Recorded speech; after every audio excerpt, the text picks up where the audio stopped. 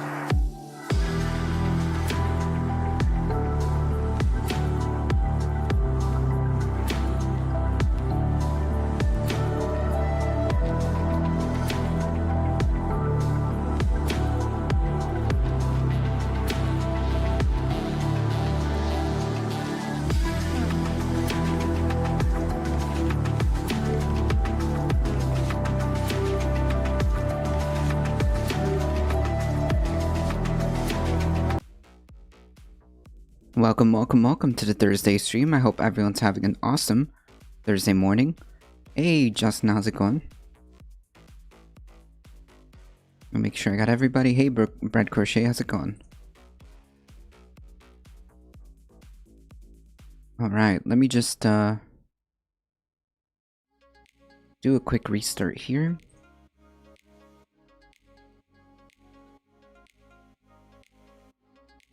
There we go. The co-host is getting herself ready, so we should have a visit from her. This week has been a special week where she's had summer vacation and has been able to join us for pretty much all since Saturday all the way up to today and Saturday.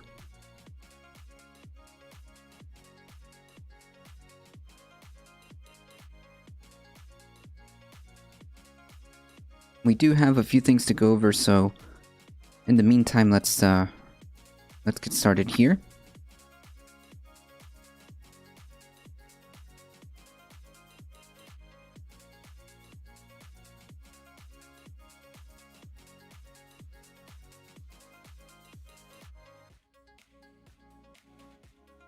This is an interesting video. I really like this video. This is one of the few rare pockets of wilderness left in the UK, a wetland in Cornwall where beavers, reintroduced in 2017, managed to reshape an intact ecosystem. Elsewhere in England, at Westbleen Woods, these European bison are waiting for their release in 2022. Their mission is to function as... So this is like... The point of this video is to give a possible solution to one of the things that I have talked about in terms of like restoring ecosystems. This is a possible solution that has shown promising results to return biodiversity and attempting to restore ecosystems. Oh, and by the way, before we get on with this video, just a quick shout out to those folks who followed us offline. Thank you so much, Artemis Creates, Twitchy Bite, Ghost Dog TV for the offline follows. We really appreciate all the support. Thank you guys. As ecosystem engineers and hence allow other species to thrive. And recently, the support to reintroduce wolves to the Scottish Highlands rose in order to reverse decades of environmental damage. On an island so overpopulated by humans, is it possible that a huge rewilding movement could restore lost ecosystems? In the past, the UK was full of wilderness and home to brown bears, lynx, and wolves, all of which are now extinct in the country. Meanwhile, around 70% of the UK's land area is used for agriculture, which has decimated large parts of the ecosystem. Yet agriculture only employs 1.5% of the UK's workforce and contributes around 0.5% to its GDP. This juxtaposition has led many to question whether the UK's land area is being used effectively.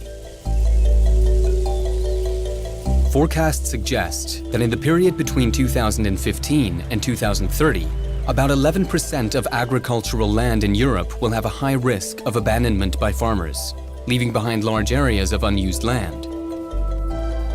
In recent years, this has inspired a growing rewilding movement across the UK. Originally, the concept of rewilding was associated with the restoration of large, connected wilderness areas that support wide-ranging keystone species and apex predators like the grey wolf. Since then, three broad forms of rewilding have been distinguished. Passive or ecological rewilding focuses on letting nature take care of itself, enabling natural processes to shape the ecosystem, like here in Oostvaardersplassen in the Netherlands, where animals graze freely and totally unassisted by humans. Translocation or trophic rewilding is a more active approach, which involves the reintroduction of species that were native to the area in recent history. The presence of a keystone species, like the Iberian lynx in Spain, helps to restore missing or dysfunctional ecosystem processes.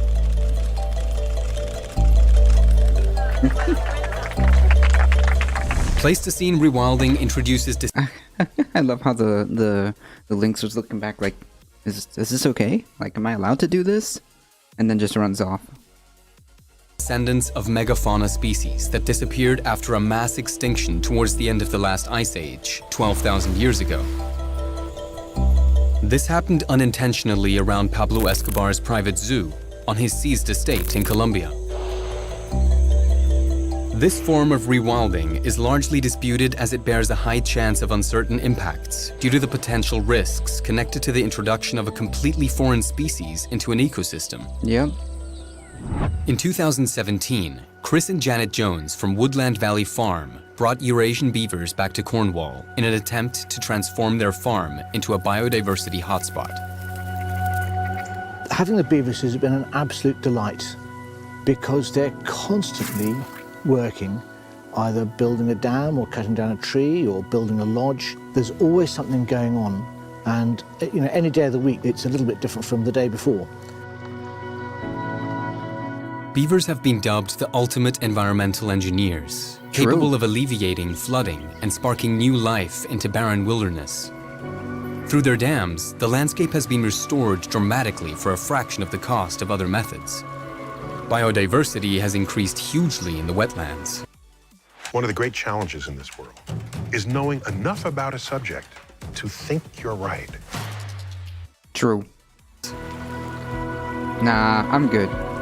Elsewhere in the UK, another promising trophic rewilding project is underway in the West Blean Woods in East Kent, with the reintroduction of European bison. Large herbivores like bison graze in very unique ways. They kill selected trees by chewing their bark or rubbing up against them to remove molting fur. This generates deadwood and allows light to reach the woodland floor, providing a three-dimensional habitat for other species. They also create large sandpits through their dust bathing, which clears densely packed vegetation to form wildlife corridors. These are all of the active rewilding projects across the UK, which serve as an inspiration for other landowners to consider a more nature-based approach.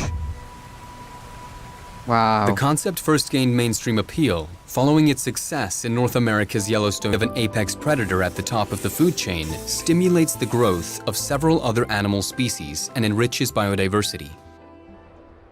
As the rewilding movement in the UK continues to grow, many have called for the reintroduction of wolves to the Scottish Highlands. In 2003, Paul Lister bought a 23,000-acre estate in the Central Highlands and called it Allerdale Wilderness Reserve.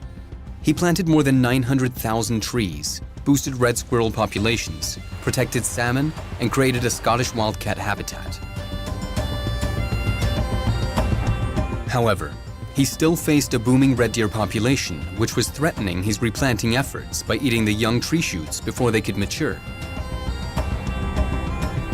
To combat the problem, Lister is seeking permission to bring wolves over from Sweden to kickstart a trophic cascade on his reserve. Currently, he is still waiting for approval from the Scottish Highlands Trust. The main resistance comes from local farmers and landowners who are worried about their livestock, personal safety, and the proud legacy of Scotland's right to roam laws. These state that anyone can access any land, regardless of whether it's privately owned or not. The fear is that wolf reintroduction could prompt many to erect fences in an attempt to protect livestock or to contain the wolves. Despite Lister's requests currently being at a standstill, recent government changes to agriculture provide a source of hope. Various schemes are now in place to subsidize landowners to regenerate soil health, restore native woodlands, and find methods to sequester more carbon. With a plethora of success stories from around Europe, there is a real hope that this cultural shift in the UK can have a profound positive impact. So, let's return to the visualization of a wild UK. If we choose to, we can restore our depleted lands to diverse, thriving ecosystems once more. By exploring new areas of economic growth, we can enrich the lives of humans, plants, and animals for generations to come. Oh, those Above beetles all, are so cool. What rewilding ultimately offers is hope.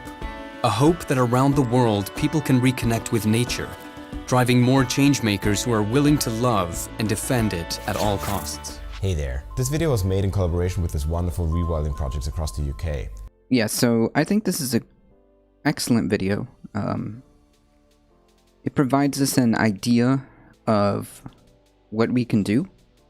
It provides us an idea of what we can do when it comes to restoring ecosystems that have been damaged in terms of, well, an attempt to address one of the many things that we need to do for climate change, which is, of course, pouring resources into restoring damaged or destroyed ecosystems.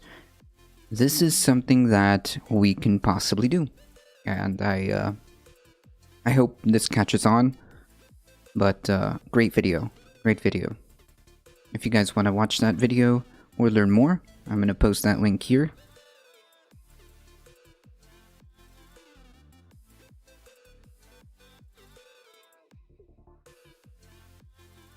I'm going to move this guy over here.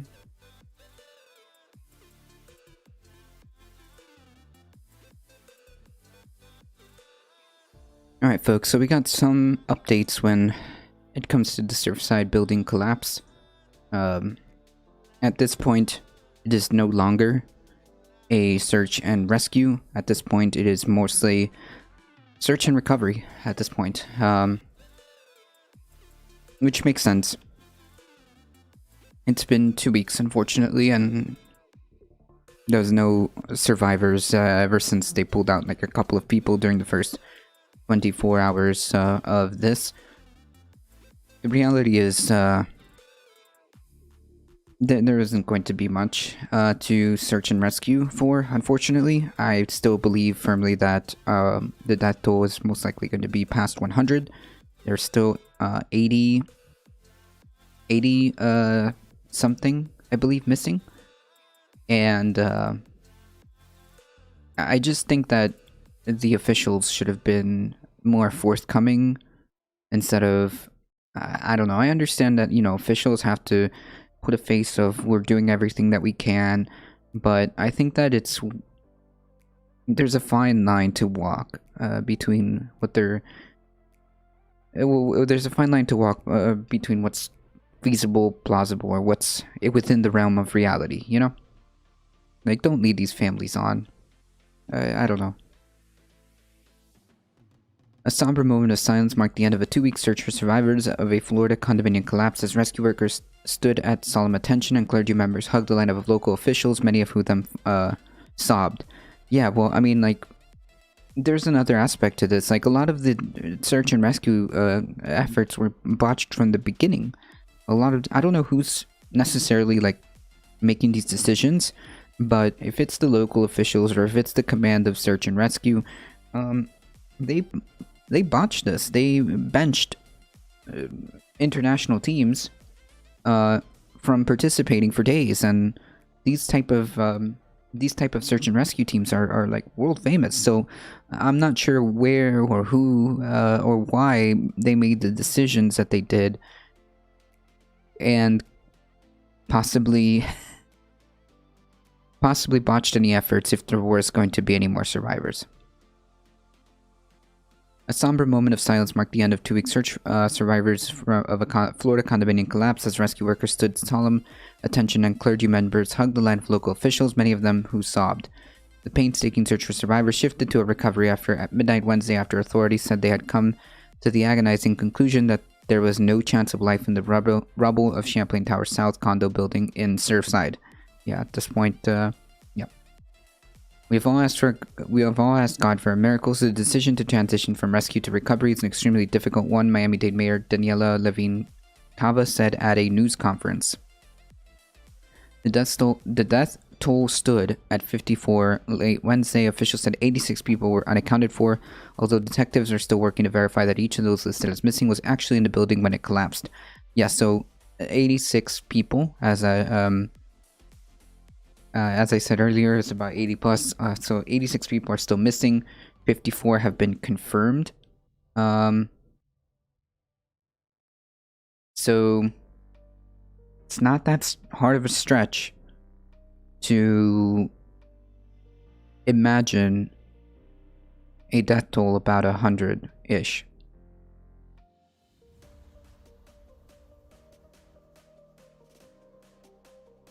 I trust his word completely.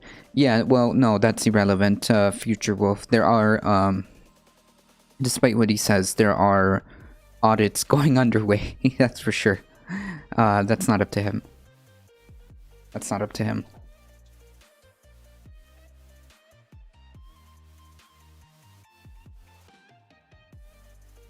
They've used every possible strategy and every possible technology available to find people in the rubble. They've removed over 7 million pounds of concrete and debris from the mound. They've used sonar, camera, dogs, and heavy machinery. They searched for void spaces, and they've searched for victims. They ran into a building they were told could collapse, and they braved fire, smoke, and torrential rain and strong winds in the hopes of finding people alive. I'd rather see the politicians angry than in tears. Do something. Well, like, that's the thing, Heat. Till this day, I still don't understand, and I don't live there, but I still don't understand, like, what the problem was here about letting these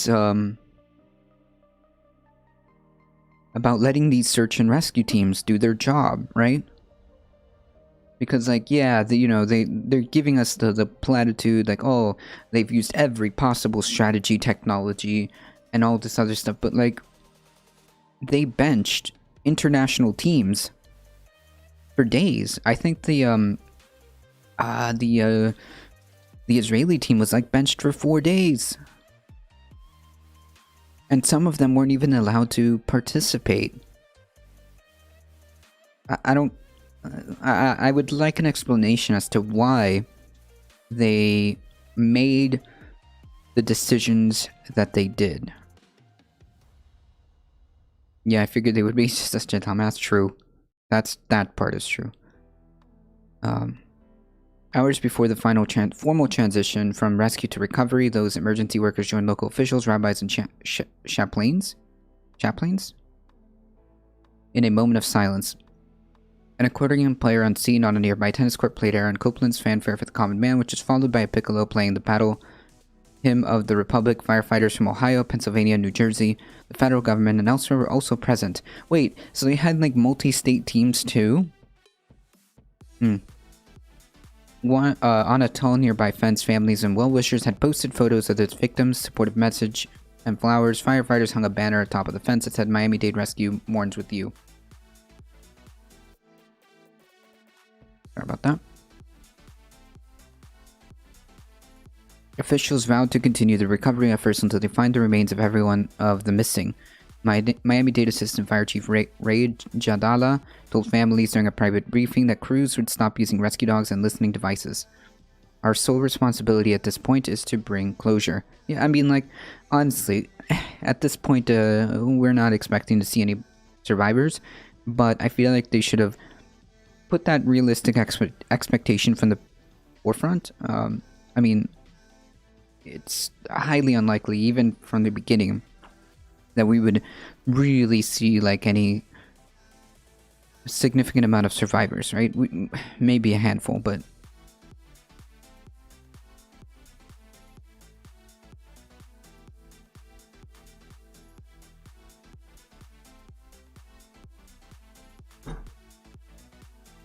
later during the news conference, Jadala said the crews remain committed to do whatever it takes to finish the job.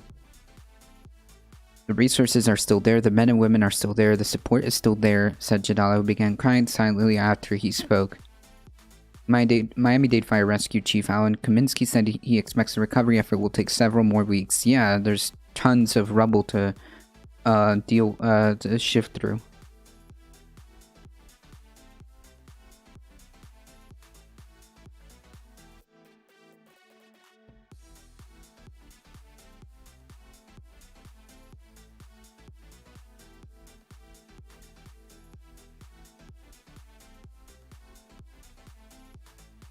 Dennis Dirkmatt, an anthropology professor who chairs the Department of Applied and Forensic Sciences at Mercyhurst University, said he expects crews will use heavy equipment in a top-down approach to methodically lift material off the debris, place it in containers, and evaluate it for evidence of human remains. He said the process would likely be repeated as crews move to the subsequent floors. It's a slow and tedious process of removing all this debris, and it's going to take a while. Yeah.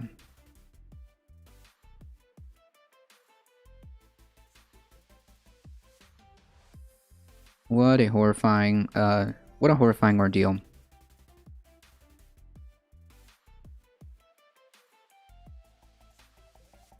So here's another background to this story.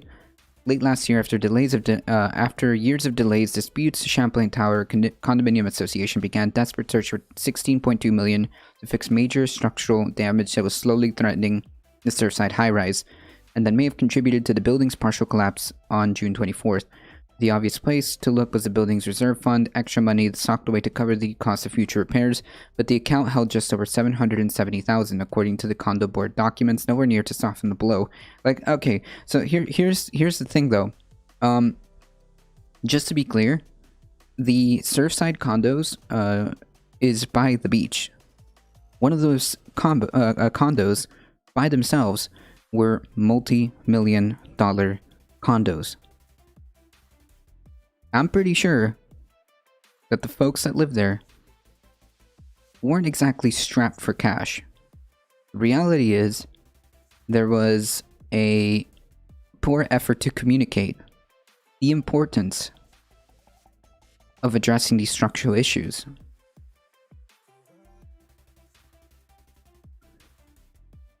The collapse, which killed at least 54 people and left 86 others missing, occurred before the condo board could collect the needed money from residents and begin repairs. The cause of the collapse is unknown, and investigators, experts, and advocates are trying to determine whether the uncompleted repairs played a role, whether the board could have seen the problem coming earlier, and whether a Florida law regulating condo repairs that was repealed a decade ago could have made a difference.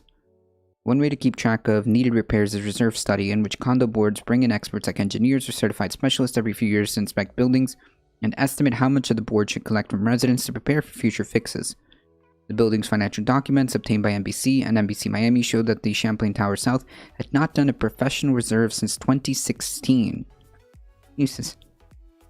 That decision was legal, but it meant that planning was left to the board, a shifting group of volunteers with little training in building maintenance. Yeah, it's kind of a problem, right? If the owners would have had a reserve study, if the board was proactive and funded its reserves, this never would have happened. Julio Robaina, I remember this guy. I remember this name. A former Republican state legislature. Robaina sponsored a 2008 law requiring condo associations to hire engineers or architects to submit reports every 5 years about how much it would cost to keep up with repairs. Yeah, this makes absolute this makes sense, right? This makes sense, especially these high rises that are right next to the beach. I mean, like, this makes absolute sense right here. If you because nobody expects it's unrealistic to expect that everybody in every single association is an engineer. But it is reasonable to ask these associations to make sure that ever so often, 5 years, that they would hire an engineer or architect to make sure that A, it's structurally sound, B, how much on average it would cost to keep up with repairs, and that way condo associations have those numbers already in place and can adjust accordingly. Yeah, regulations are the devil. Unfortunately, the alternative is 54 people as of right now dead. That's the alternative. HOAs take money every month. If they couldn't afford the repairs, that's bad management. Also true. Also true. The thing is, like, they have no way of gauging what they would have needed because there's no regulation dictating the requirement of needing, reports to estimate how much it would keep up. So of course they didn't know. They just winged it, and you can't wing these type of things. Yeah, the free market will work itself out. All these people died. Would just move to a new building that's safer. You know what? There was yesterday. There was a libertarian guy. Oh man, I forgot his name. I forgot, but he was debating Sam Cedar, and unironically, his point was that these people should have had personal responsibility and known better. Oh yeah.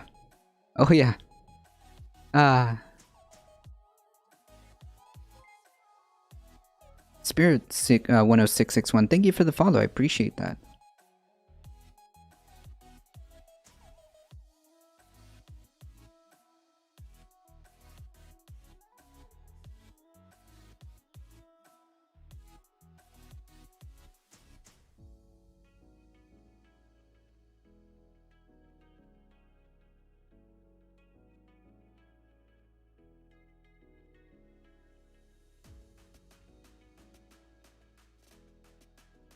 Sorry, folks. I'm just making sure that the co-host is okay. She's hasn't been feeling well these last couple days. The last 2 years before it was repealed in 2010 after Robina left office, Robina blamed pushback from real estate lawyers and property managers. Amazing. Wow. Amazing. Who said that claimed that the law was too burdensome for some condo. Hey, listen, you know what's like unbelievably burdensome? Do you know what's unbelievably burdensome? Being dead. Being dead. Waking up to your family, waking up to seeing the news that your family stuck in this high-rise is possibly dead, or later confirming that fact. That, I think that's kind of a, that may be a little bit more of a burden, don't you think? That may be a little bit more of a burden, don't you think?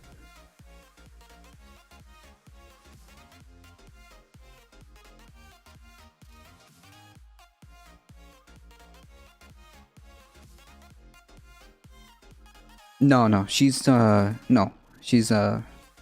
actually, last week she's fully vaccinated. The law lasted just 2 years before it was repealed in 2010 after Robina left office. Oh yes, here we go. The legislator who sponsored the repeal, former state representative Gary Aboshun, a Republican real estate broker and home builder. I mean, like, this stuff is unbelievable. How, like, unbelievable how, like, it comes full circle, right? Did not reply messages seeking for comment. Yeah, like, hey, asshole. Why, for the sake of pocketing a couple of extra cents, did you repeal a law that could have possibly, like, that just, first of all, just makes sense, regardless of this tragedy. It makes sense. I mean, unbelievable.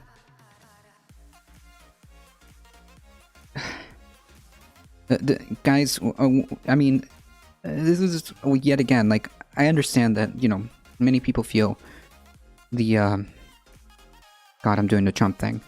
I understand there may be sentiments of not participating in the electoral process, or not participating in local elections, or just kind of feeling agnostic at times because of the nature of the political sphere nowadays. But elections do have consequences. Elections do have consequences, right? The people that you put, or the people that get into office that people vote for, have real life consequences. Don't cede that tool. Please. Do not cede that tool. Because then clowns like real estate brokers and home builders who skirt or who try to shave off crucial regulations get into power, right?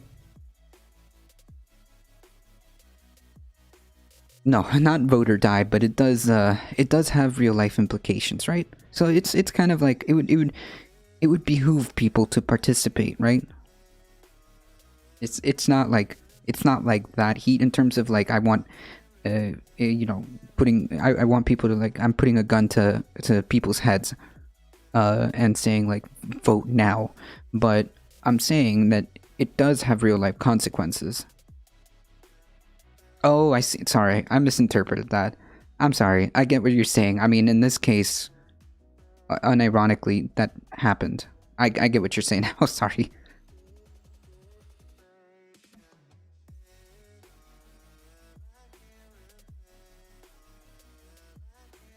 The repeal left Florida's condos residents less protected than those in 9 states that legally require reserve studies, according to the Community Associations Institute, a nonprofit organization that advocates for condo associations.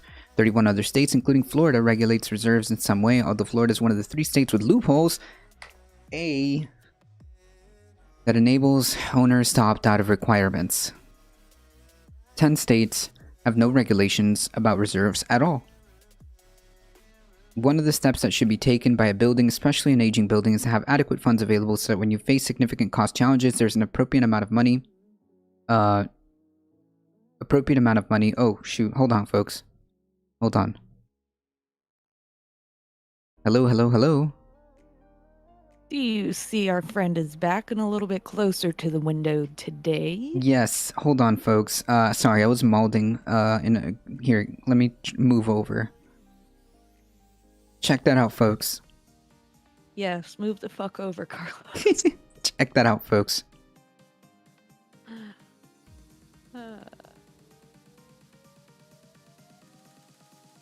We interrupt this rant to bring you deer. This has been our friend for what, 4 days now? Our same friend, hanging out here. Oh dear, yes. Isn't she pretty? She looks delicious.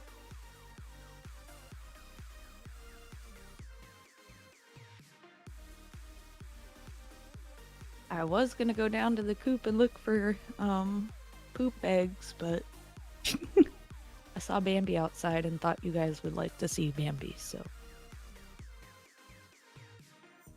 Adorable.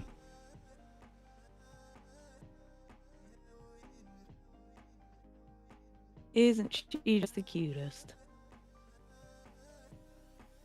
No, this one's a friend. And no, we got mods. For now. Fawn it over. Don't fawn over too hard. You need the dough to keep the channel going. True.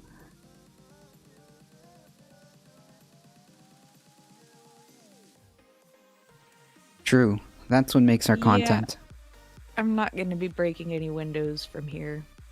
And, you know, and if I try and open the door, she's going to bolt.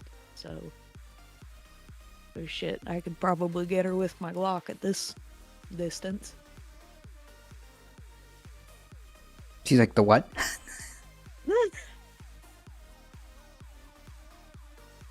I have a spider bite. You got a spider bite? It's a big spider bite. Yikes. Oh, is she moving? I need to move the camera.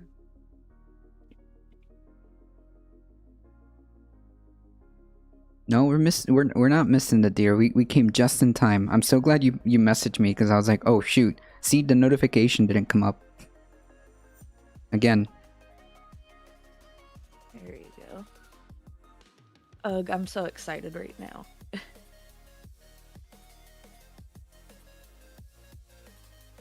I cannot believe it.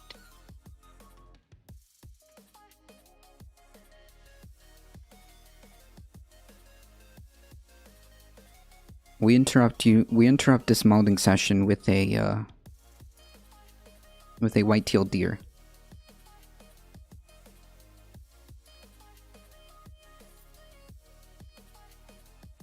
Trying to make a few bucks, I see. Hey, Memmius, how's it going? Listen, we're doing anything for the hustle, right? God damn, that bird outside my window is going crazy. I don't know if you guys hear that. No, can't hear it. Your mic is kind of low. Stop fucking everything up, Carlos. That's not me. I already told you what my explanation is. It's that software. No matter what you do, I think maybe the only other option is to leave it on auto. Because into the thick of it.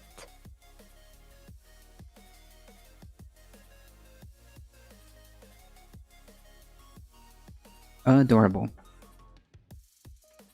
Welp, that's Bambi for you guys. Yep. Now back to my molding session. We'll leave Bambi up there in the top left or top right. You're sorry. gonna have to learn a new word, Carlos. I'm getting tired of that one. What? Which one? What? You know which one? The one you keep saying. Wait, molding? Yes. In this case, I Like- was. That's like your new hot word. You Well, just because say it, all the it time. turns out the state of politics requires that word often. The state of politics requires that word. Why are you like this? I don't know. Me either. Been trying to figure that out for quite a while now. Yeah, well, one day. I'll let you know if I ever solve it. True. Just make sure you let me know.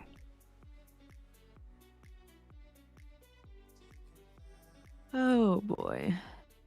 A survey last year by the Community Association Institute found that most homeowners associations are hesitant to increase resident fees, anticipating opposition, and therefore failed to plan for long-term infrastructure fixes. Yeah. Okie dokie. In postponing inspections, reserve studies, and ultimately complete repairs or renovations, boards often up facing an exponentially more comprehensive and expensive project in the long run. Yeah, so it always seems like not addressing problems from the beginning, always ends up being more expensive.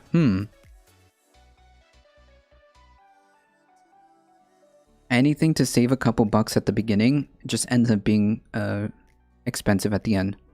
I learned the word mold from Central Committee. But it's cheaper. That doesn't mean that, it's not as good or anything. True. Hey Jesse, how's it going? Nice meme. Yep, so TLDR, there was a law in place to mandate inspections to help condo associations plan, but that bill was repealed in 2010, about 11 years ago. And maybe we should consider bringing some of these regulations back. I mean, clearly this disaster shows us that when it comes to like building inspections or anything like regarding building codes or anything like that, you have to be super strict. I mean, these are people's lives that you're dealing with.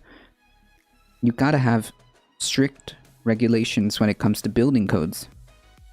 There's just no skirting that, right? There's just no there's no like alternatives, right? Because anything that gets cut out, anything that gets like shortcutted always ends up being bad. And when it comes to building codes, that's people's lives, you know?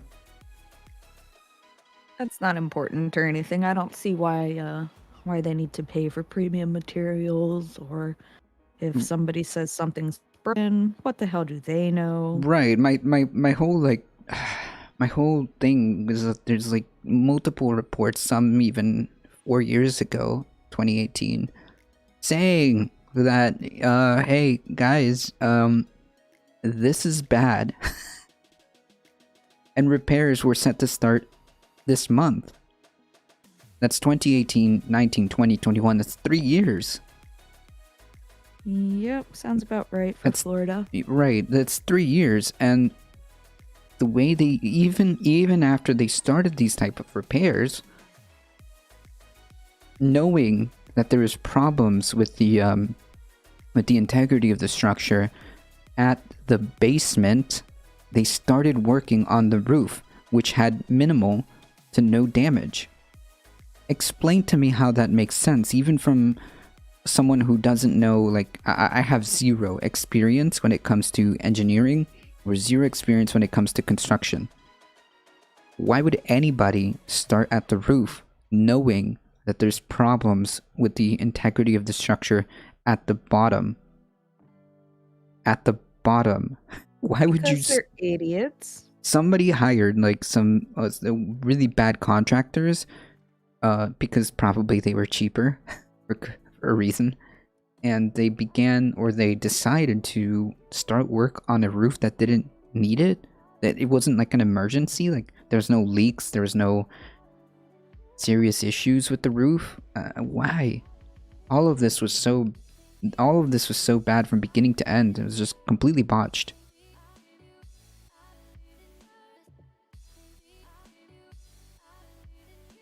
Terrible.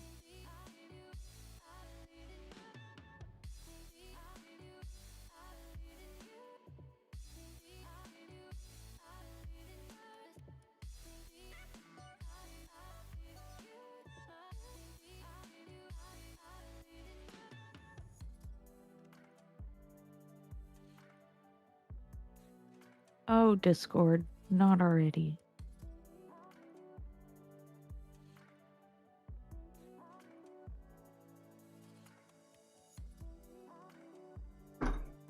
American Grenfell Towers?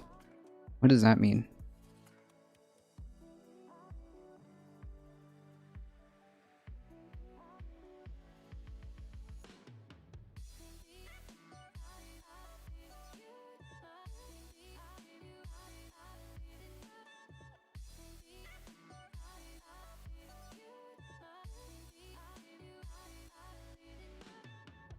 Oh, yeah, okay, I see.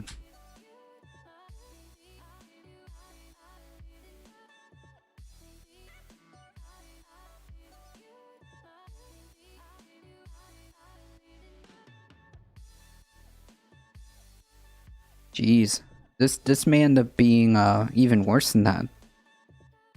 This may be even worse than that. The death toll is gonna be higher than 72. That's for sure.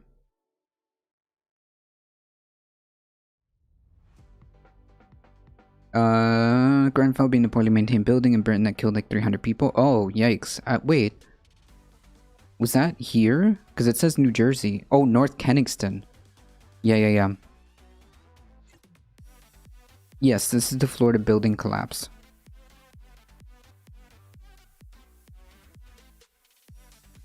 This is the Florida building collapse that we were talking about.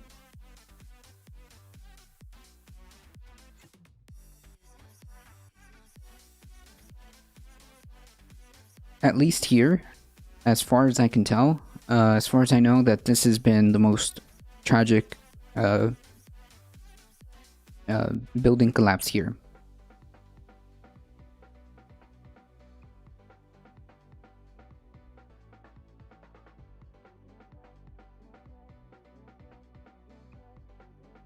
Speaking of important stuff, let's take a look at this one here. Democrats seek swift timeline for Senate consideration of bipartisan infrastructure bill. Congressional Democrats are eyeing a swift timeline for Senate approval of the $1 trillion bipartisan infrastructure plan, aiming to have the legislation on the floor as early as July 19th, according to 3 sources with knowledge on the matter.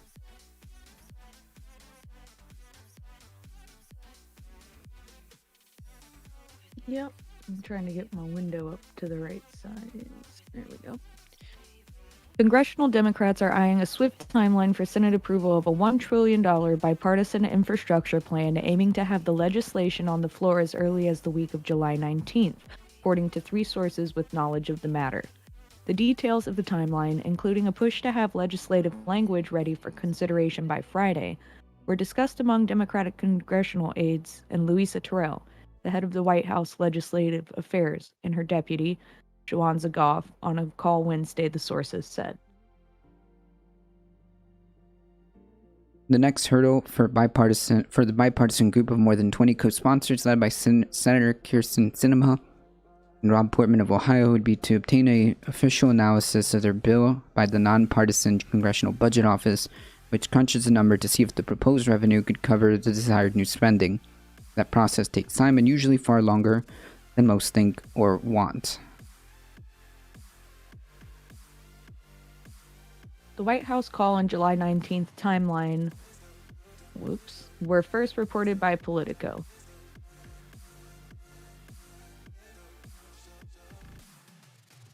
Senate Majority Leader Chuck Schumer has said he wants the bipartisan package considered before the August recess. Complicating matters, Schumer also said a sweeping, potentially $5 trillion budget bill containing a blueprint for the top priorities of the administration and congressional Democrats, like child and elder care, Medicare expansion, and climate change policies, must also be considered before the recess. The latter bill, a budget resolution laying the groundwork for a so-called reconciliation bill that would be crafted under arcane chamber rules that require just a simple majority, would instruct multiple committees to draft pieces of a broader bill. The final product, expected to be voted out after the August recess, would require unanimous Democratic support in the Senate and nearly every Democrat in the House, given that no Republican is expected to vote for it. The budget resolution and its directives to committees, which unlocks the reconciliation process, is being crafted by Senate Budget Committee Chairman Bernie Sanders and is expected to be unveiled early next week, according to 2 Democratic sources familiar with the matter. Sanders has acknowledged the broad range of views among his Democratic panel members and caucus colleagues, conceding weeks ago that his ambitious price tag might need to shrink to win support. The timeline for all of this is incredibly bold as Schumer and House Speaker Nancy Pelosi attempt to appease disparate factions of their caucuses, and Pelosi has insisted that she will hold on to any bipartisan infrastructure bill that passes the Senate until the chamber also approves the reconciliation bill. Yes, so what's going on in chat? Just to be clear, what I meant was it is the worst accident that I understand. Like 9/11 was most definitely not an accident. In terms of like the building collapse, I think it's either the worst building accident here in the U.S. or the worst accident in Florida. I need to fact check that. Let me take a look here. Hey Mono. Oh, we'll get to that. We'll get to that. Champlain Towers South.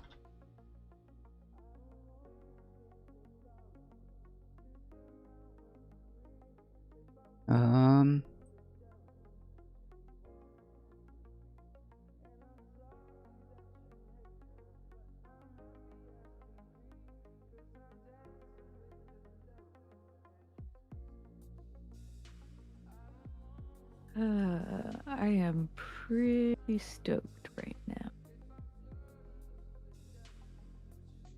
Yeah, I'm pretty sure I saw something to the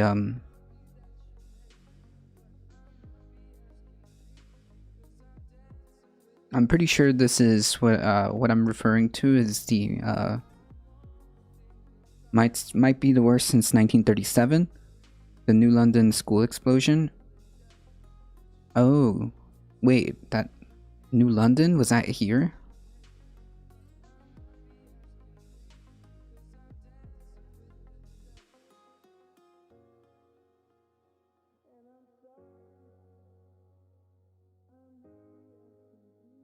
Oh, Jesus.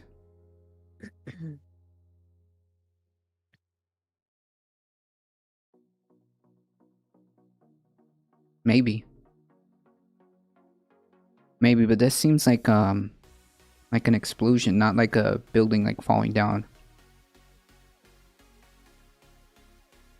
Once they accept that missing people are dead, it'll be worse than Grenfell in terms of fatalities. Yes, I suspect so. If Candace Owens doesn't want anyone in her family vaccinated, that's fine by me. Oh, we'll get to her in a second. Oh, y'all are cute. We'll get to that in a second. Sorry guys.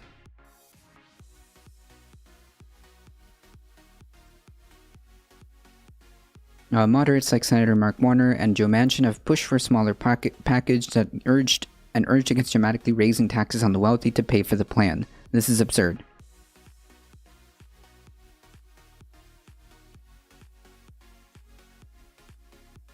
This is absurd. I mean, like, the reality is, if they don't pass this with the climate change initiatives, the green sections of this, it's going to be disastrous, I think, in the long run. If they can't if they can't pass this through reconciliation in terms of getting some of these climate change initiatives, not good. Yes, It is not looking good. it isn't looking good. I saw a Big L libertarian in AM interview saying that it's the people's fault for living there because they chose to live there voluntarily. Yeah. Yeah. Yeah.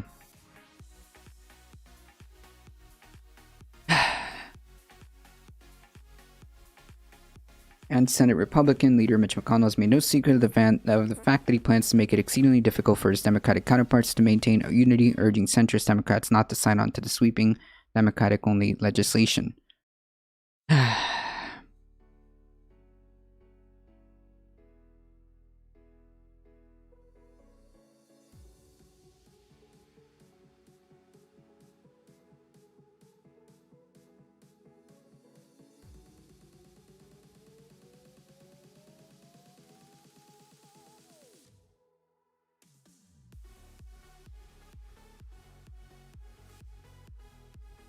Huh.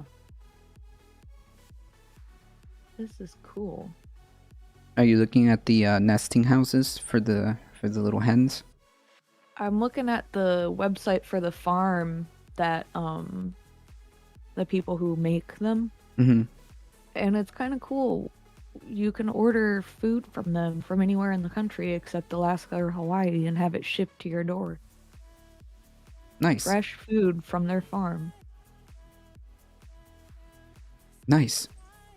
That is so cool. Not that I don't want to, like I like buying locally and stuff, but it's not an option for everybody. And that's like a really cool way of people who can't buy local to still have farm fresh. Mm-hmm. I'm covered in spider bites. I'm sorry. I look like I'm a crackhead itching myself over here. In spider bites? Yikes. I don't know if you can see. No. There's like 2 right there. Maybe, cortisone? We see through it, Lamau. Yep. Yeah, if Pretty you don't much. poisoned air, just stop breathing. Yeah. Amazing logic here. I'm hoping they're spider bites and not chigger bites. I freaking Ooh. hate chiggers, and the chiggers have been bad this year. Yikes.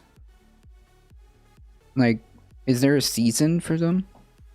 I don't know. This Is- is the first time I've had an issue with them since we moved here. Somehow Ed's been the only one every year to get bit by chiggers. This is Oh my no. Are they like bed first year. bugs? They're like tiny red demons that fall from the fucking trees. Tiny red demons that fall from trees. Oh no. Like tiny, you can't see them tiny. And Yikes. the next thing you know, you're covered in bites that don't stop itching. What? Ooh. Hey, spread it forward. They're like ticks. Got you. It's summer when they're bad, apparently. Oh, well. I mean, that makes sense then. It's about that time. So they're like little spiders? Like ticks, yeah. Well, ticks are little spiders. Thanks for reminding me. Texas has them bad. Oof. Yikes. I've never seen one or experienced that, and I am A-okay. I've actually never been bitten by a tick, or even a flea. You know, one of the concerns was taking in Makita was like, oh, I hope she doesn't have any fleas. But nope, Well, she's good. it's kind of easy to check. It's not like she isn't mostly white. True. But She would have had flea dirt on her. we got very lucky. We got very lucky that she did not have any, Speaking of, I better check outside my door and make sure there's no cats there.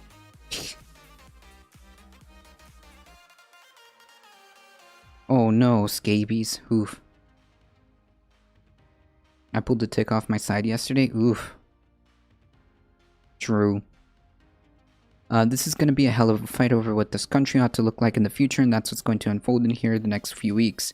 This is a process by which they could pass this bill without a single Republican, but we're going to make it hard for them. You've probably been bitten by a flea and just not known it. That's true. Fair point. McConnell said at an event in his home state, there are a few Democrats left in rural America and some others that would like to see more, that would like to be more in the political center who may find this offensive. Offensive? Wait, what does that even mean? What's offensive?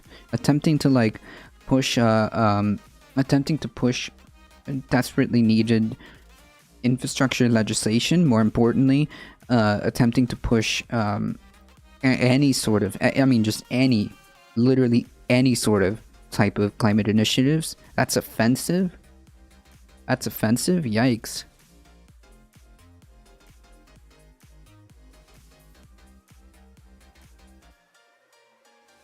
Eat fleas to get your... Eat fleas to get your blood back. There you go. Republicans by nature offend me. I mean, like... Okay.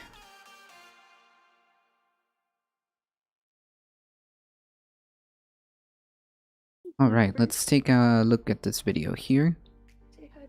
We're going to make the biggest investment in roads and bridges since the construction of the interstate highway system, literally creating millions of good-paying jobs. The agreement's going to do is encourage the physical and the physical infrastructure, lays the foundation for a strong and durable and sustainable competitive economy. But what I want to talk about today is the human infrastructure. It's essential to that foundation as well.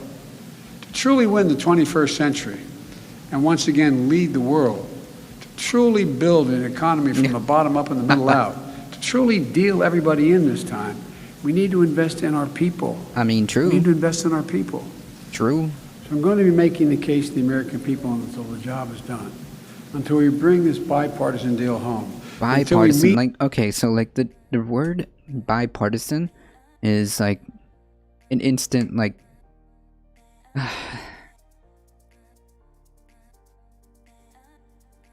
have you talked about Haiti today? No, I generally, hey Larry Vaccinated, I generally don't talk about like, I generally don't talk about like international news. However, I did see, I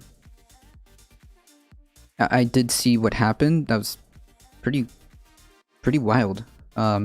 Effectively what it looks like, effectively what it looked like was like a hit job, right? A hit job where it seems like trained people came in there and assassinated him. You can see the deer and the cat. Oh, never mind. The deer just walked out of frame.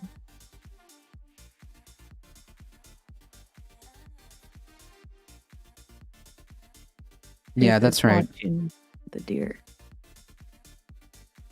He's just boomering out. Yeah, guys, none of you really believe in Biden anymore, do you? I don't believe. I kind of like, here's my stance on it. The rhetoric is fine. However, it's not translating into action, and that is disturbing, and that is creating an atmosphere of complacency where we're actually doing more harm. Where it's actually being worse to have this attitude.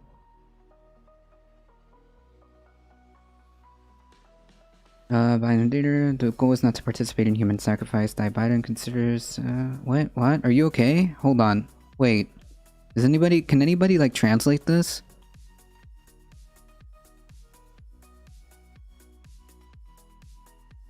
What?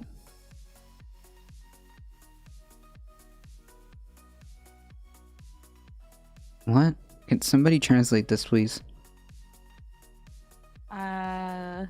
Does not compute. Nope, failed to find. Alright. Meet the needs of families today and the economy of tomorrow.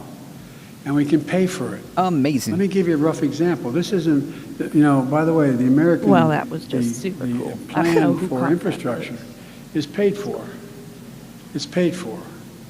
And this plan, we pay for our entire plan to make the tax system fair for all Americans. It's about time. There's a lot of work ahead of us to finish the job, but we're going to get it done. We're going to reimagine what our economy and our future could be and show the world, just as importantly, we'll show ourselves that democracy Democracy can deliver. The people of Illinois and the people of America and the world can lead again. Amazing. However, You ever wondered what whoa. actors and Weird ad. Trying to sell me some healthy stuff. Are you trying to tell me something by selling me like healthy stuff? Yeah, that's kind of weird, Larry Vaccinated. I'm not sure like what the deal is with that. They claim they're USDEA, but the State Department denied that. Yeah, I don't know what that means. I don't know if they even had any hand in it. Not sure. I did catch a bit of that, but I'm not convinced. How not to use exercise equipment, true.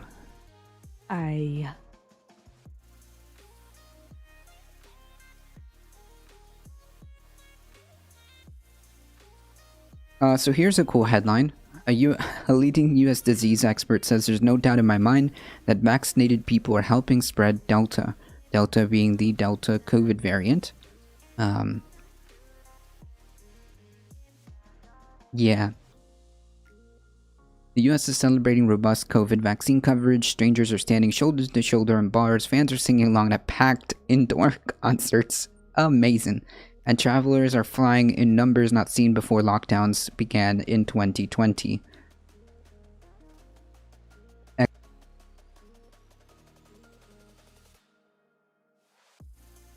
Sure. While the virus hasn't been vanquished, we know this. It no longer controls our lives. President Joe Biden said on Sunday as hospitalizations, cases, and deaths trended down. America is coming back together, he added. But a quiet new wave of severe COVID-19 infections is brewing, fueled by the more transmissible Delta coronavirus variant.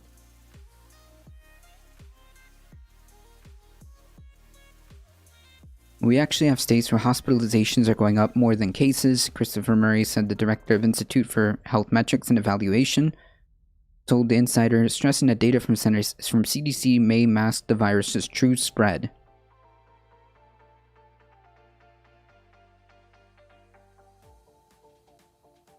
Oh, somebody got... Oh. Dang it. I got it. I wanted that. I mean, like, look, bro. I have no idea what this is about. Please kindly go start your own Twitch channel and explain these things in depth. Yeah, please. And precisely explain these things. Anyways, continue. As the CDC's guidelines... As the CDC's guidance is not to test vaccinated people unless they're symptomatic, we're probably missing a bunch of transmission in vaccinated individuals, Murray said.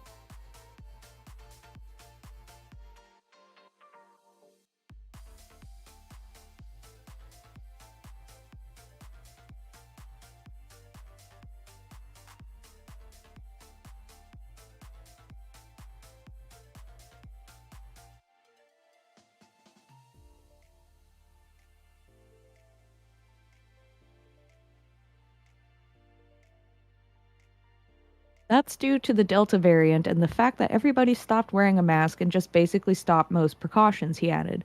Disease modelers at Scripps have estimated that Delta could be responsible for about 60% of COVID-19 cases across the U.S. Vaccines prevent serious illness. Wow. Cool. COVID vaccines don't prevent every infection. They're designed to better defend your body against the virus. The vaccines authorized in the US do that very well, even against the Delta. Some vaccinated people get a mild cold-like illness with a headache and a runny nose. Others could get infected but never know it, becoming silent spreaders.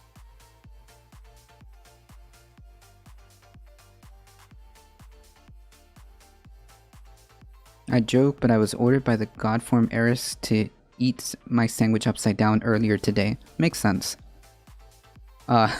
That's my niece's name. Delta has wreaked far greater havoc among the unvaccinated. Yeah. Hospitalizations are trending up in several states, including Missouri, Arkansas, Utah, and Mississippi. The those are some of the same places. Now Bailey's crying to come in. Oh. Those are some of the same places. Vaccination rates are lagging. Tim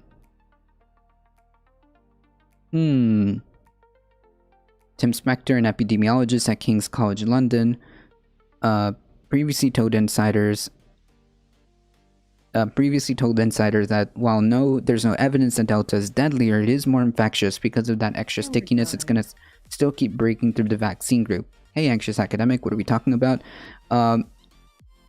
Essentially trying to make the case why people should get vaccinated as quickly as possible.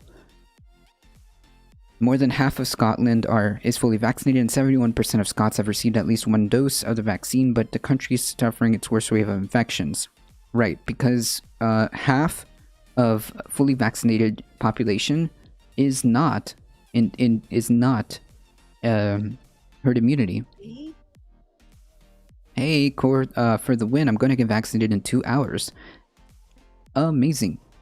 Yay. Exactly, the Delta variant of the COVID and why. The stress. Come on, Bailey's. The stress, to stress the point of vaccination. So yeah, the reason why Scotland is facing this new wave is because they don't have full immunity. 50% of the population does not mean you have herd immunity. If the percent increases today look the same as they did yesterday, the UK is in for a bad juju zone again. Amazing. Got my second dose on Sunday and it was a doozy. Yeah, it can be. It absolutely can be. Bailey. It absolutely can be.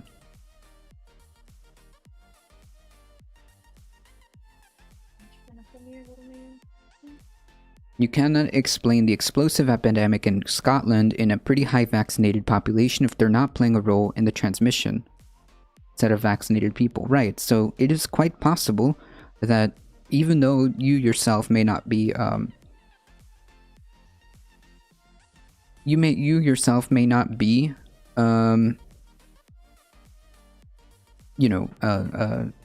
affected that much because of the vaccine, because of the protection that the vaccine gives you, does not mean you can't play a part in spreading that, right? Like, this is the importance.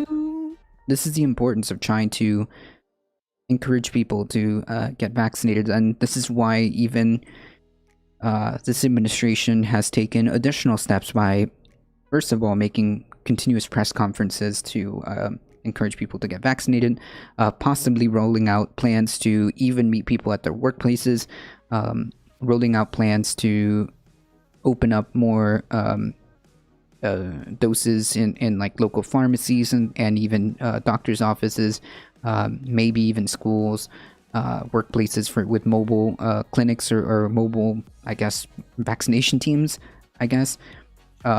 Going door to door and asking people to, to get vaccinated, going door to door to inform people of what the vaccine does, things like this. This is why the administration is taking these efforts, right? Hey, KTS, I'm hoping I don't have any of the variants. I'm fully vaxxed, but I feel sick as hell. I don't want to be that small few. I mean, it's not known until you get a test, right? If you really feel that way, maybe a test is warranted. I still wear my mask because not only did I get COVID last year, but I didn't get sick all summer or winter. Yeah, I didn't get sick at all. These last year and a half. But It's a bad idea to wear a mask, though, not really. You know. I'm getting my second dose next week. It's worrying how many people have started to relax on rules and mass social distancing. I think it's a mix of people fed up and just want to pretend that everything's okay, and slash the people who buy into conspiracy theories slash anti-vaxxers. Yeah, I think that, like, see, this is the importance of messaging and the way you, as a public health, institution, should handle things. I honestly think that the CDC jumped the gun a little bit in saying that fully vaccinated people can just like completely relax in terms of that. I would have waited to release those restrictions until until we have herd immunity, right? I mean, that would have been appropriate to keep that kind of sense of urgency going, while also being while also reading the room, considering how many people we have in this country. Just straight up not living in reality when it comes to science, right? Yes, I heard about that, Larry Vaccinated.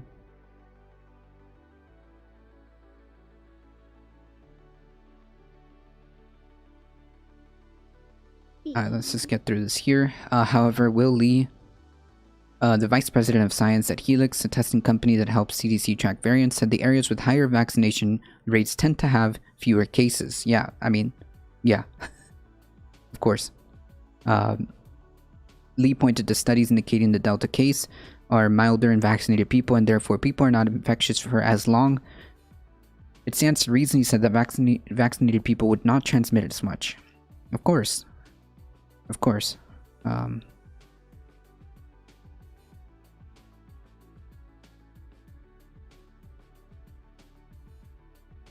it in a... Yes. Of course. Oh, sweet man. Sweet man. So that we in Sweden can go back to 5 meters. Well, hold on there, vaccinated. Fauci isn't a politician. He is the nation's top infectious disease expert. So, what are you talking about? Wait. Wait. No. No. Anyways. Sure. I'm over here shopping at the online farm. A recent real-world study from the UK suggested that Pfizer's vaccine was about 88% effective in preventing symptomatic COVID-19 with Delta, markedly lower than the 95% efficacy against earlier detected strains.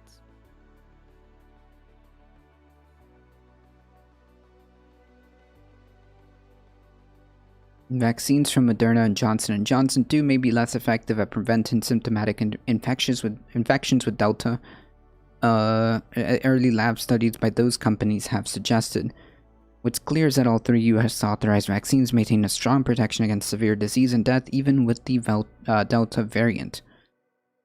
While natural immunity may help, federal estimates suggest that more than 1/3 of Americans have had COVID-19.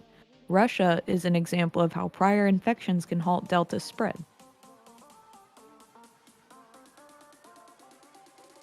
Correct. Is Fauci corrupt? Not that I know of. Yes, anxious academic. That's the whole reason why I say, like, when you're in a position of power, when you're a position of authority, you have a responsibility.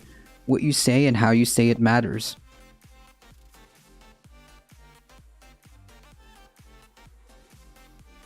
Murray says COVID-19 outbreaks are being investigated in US groups that are 90+% vaccinated. That could be only occurring if they're transmitting amongst each other, and there's no doubt in my mind.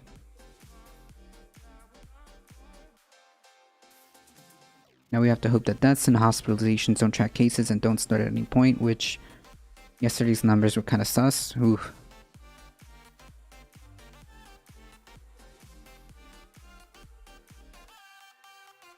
So just to be clear,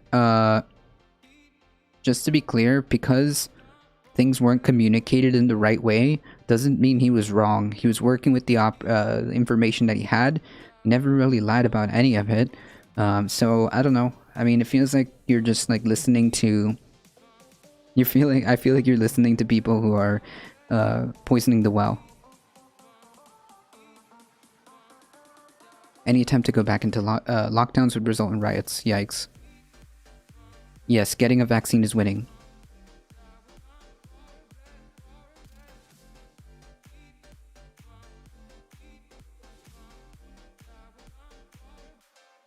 I think sometime when we're like 90 years old, our grandchildren are going to be like, you remember that time when the Chinese government, or, you know, Whatever. some shit like that, whatever they decide that it was.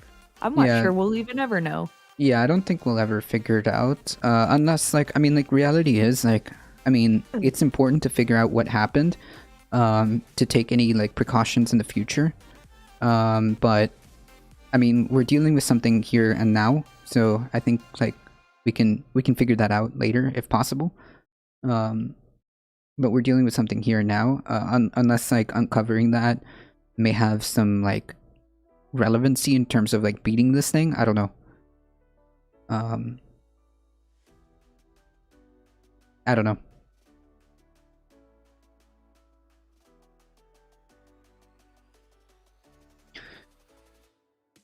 That's one reason many infectious disease experts are still wearing face masks indoors. In our models, we see that even modest mask use combined with vaccination can really put the brakes on even the Delta variant. There you go. Fauci's a clown, but he's more of a clown than... But he's no more than clown... More of a clown than the rest of the Piss Merchants Guild. Maybe. But I think that so far, I have no reason to, like, necessarily have complete mistrust. We can criticize the way things were handled. We can criticize some of the messaging, some of the choice of words. But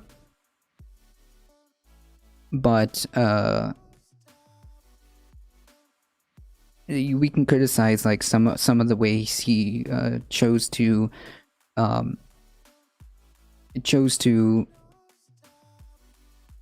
you know, communicate with the public, considering also like the administration, and considering also the position he was in. I think he did okay, especially considering this is like a novel coronavirus. We have to understand that, like, we were doing science on the fly, right? We were getting constant updates and stuff like that. But the idea is he still has all the credentials, so I don't know. I think another problem we need to address is the coming of mental health pandemic after the COVID pandemic has subsided, if it ever does. True.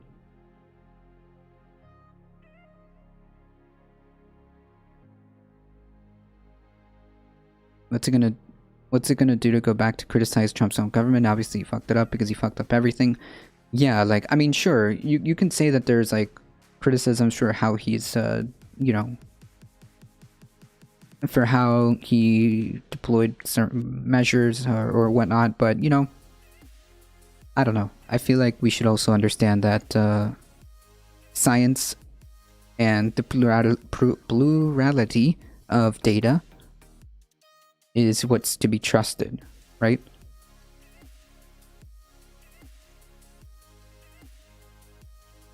Thanks for the follow, Anxious Academic. We appreciate you.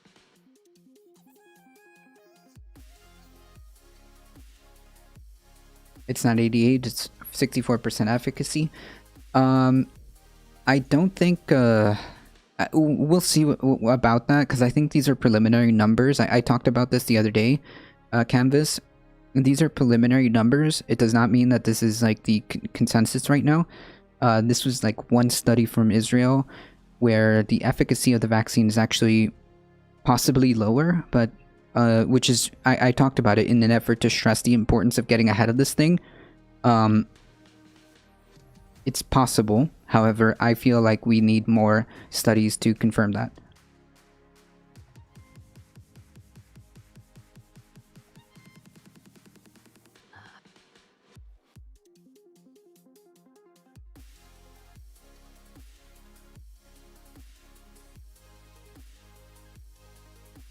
So, now that we've gotten the scientific part and stressed the importance of vaccinations and why we need to get to herd immunity as quickly as possible, the phenomenal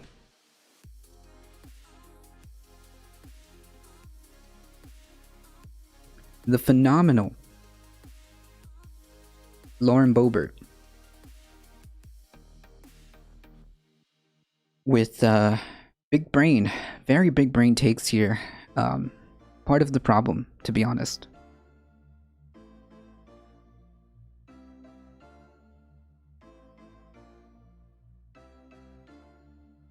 COVID-19 mutated into communism a long time ago.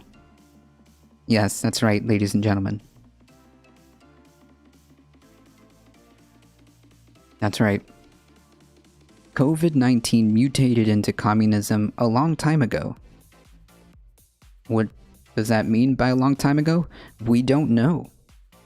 Because COVID-19 is a novel coronavirus that happened, in 2019, at the end of 2019. So, I don't know how this could even be perceived other than a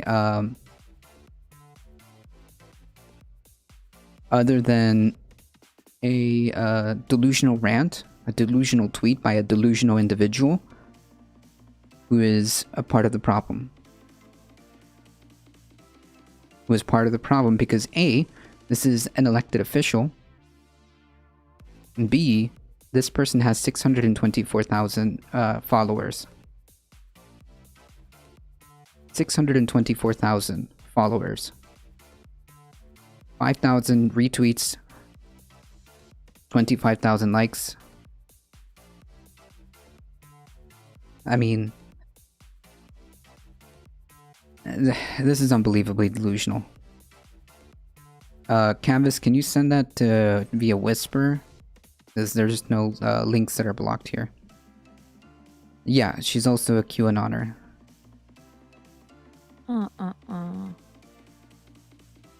My opinion on the matter is that vaccinated people are the main cause of spread of COVID variants right now.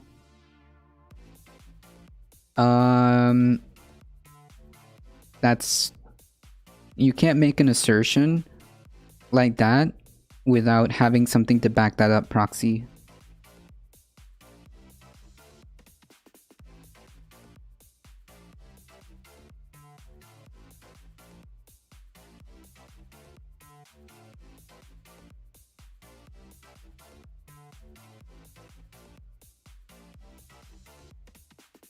Like, to make an assertion, I mean, like, to make an opinion like that, I would encourage to have some type of data to back up said opinion so that when we have opinions, they are at least, at the very least, informed, as informed as possible, right? Just stating that you think that vaccinated people are the main cause of this COVID variant? Not sure. I think that they can contribute. We've known from what we saw an epidemiologist say, it is possible that they can contribute to the spread of this. But the majority of what's happening, the majority of issues are happening in places where vaccination rates are low. And furthermore, we are nowhere near any type of herd immunity. So of course, vaccinated people may play a part. I'm just not sure if that equals vaccinated people are the majority.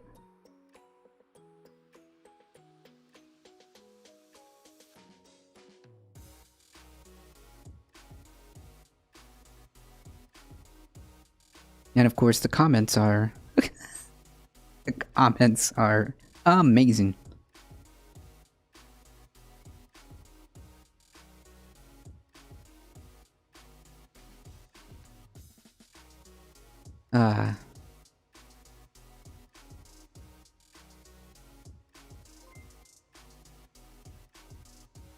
Canvas, thank you for the follow.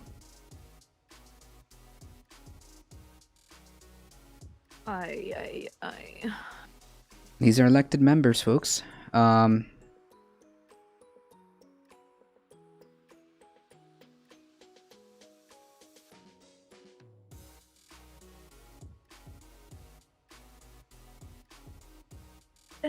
What? Vaccinated people cannot spread?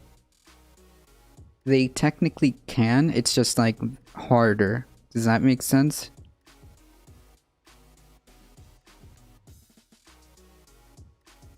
check these 2 links. Send it to me in whispers. Unmasked people can. Well, unmasked people who are not vaccinated are highly likely to spread it, versus people who are vaccinated, unmasked are less likely, and vaccinated and masked are even less likely. I mean, it would be incredibly rare for that to happen. So yeah. TLDR, mask works. TLDR, the vaccine works. TLDR, do your part. Listen to the professionals. If you have any questions, don't listen to a bobblehead on the internet. Ask your doctor. It's just as simple as that. Easy peasy. Have a problem with the vaccine? Ask your doctor. Have a medication that you're concerned about? Ask your doctor. Simple as that. Not one person in my family will ever touch the COVID-19 vaccine. That is the decision we have made unabashedly as a family. Medical freedom is an individual right, should never be infringed upon, and any person who thinks otherwise has no place in our government. Oh. Okay. Anyways. So, 1, I don't believe that there's any type of, like, widespread governmental programs that are, like, mandating people to get vaccinated. There is a governmental programs coming to highly encourage people. There may be rules that say your children cannot go back to school. Certain workplaces may not go back to school, back to work. Certain, yes, certain professions. I mean, hey, Surfer Girl. I said it before. We need to hook Matrix.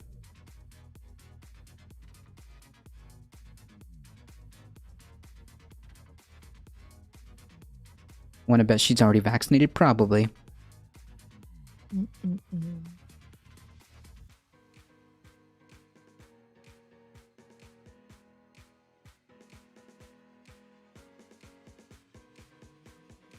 True.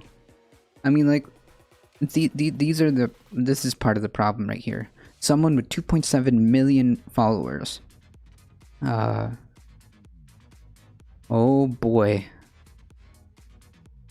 I didn't even notice this. Oh boy.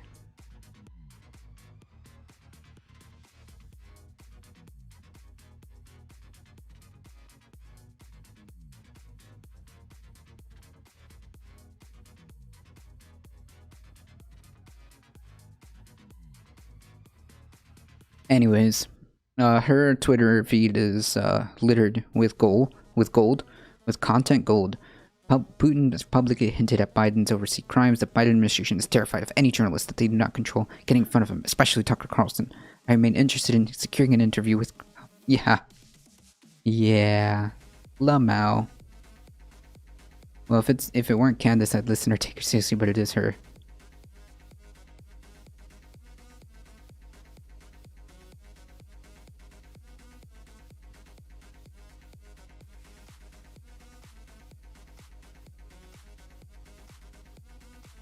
I have always been pro-medical choice and anti-murder of infants. This is again the Feelies argument that Murder anybody of infants. that anybody who has an abortion is murdering infants. Why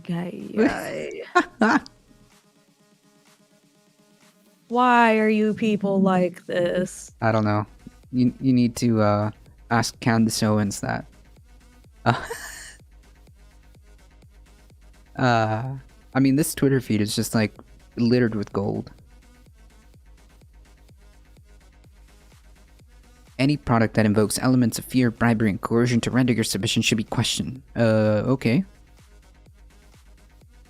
As an employer, I can assure you that no employee at my company will ever be pressured to put substances into their body as a condition of their employment. Medical freedom is a corporate policy. Okie dokie. Ugh. To the conservatives that keep taking the bait of the left's weekly manufactured outrage regarding Marjorie Taylor Greene's comments, please stop. You know, the really abhorrent comments that she had to go apologize for. The Biden administration is inching closer to forcing max vaccinations on the population. Wait, what?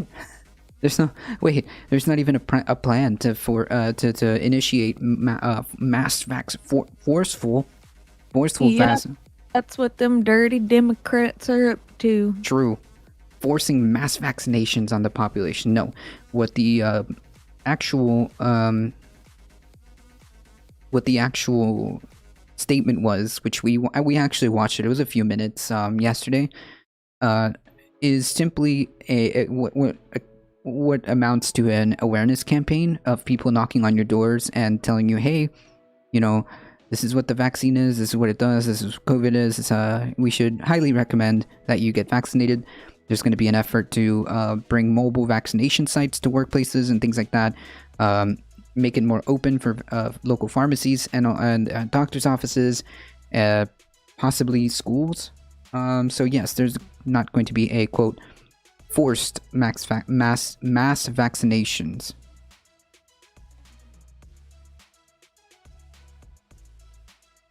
Right, it's never anti-abortion, it's just pro-forced birth. True. Owens definitely is vaccinated. We'll never know truly because her medical history is rightfully protected. She's safely spewing stuff like this for attention while facing little consequences to herself. Yeah, it's usually how it is. And here is yet another attempt. I mean, like, what is this, like, fascination? Explain to me, what is this, like, fascination between, like, trying to equivocate things, like, with the Holocaust? I don't get it. I don't get it. Like, what is this fascination? Nuremberg Code stipulate that consent must be voluntary. Telling a child that they cannot go to school, firing people from work, and preventing their travel is not voluntary consent. Even though big-brained Candace Owens over here should know that there actually is a bunch of requirements for you to be able to go to school, to travel to other international travel. There are rules in terms of having X, Y, or Z vaccine records. Yeah, you need those. You need those. Right, exactly, Pirate Ninja. You need to get shots to travel internationally. This isn't new, but of course, you know, whatever.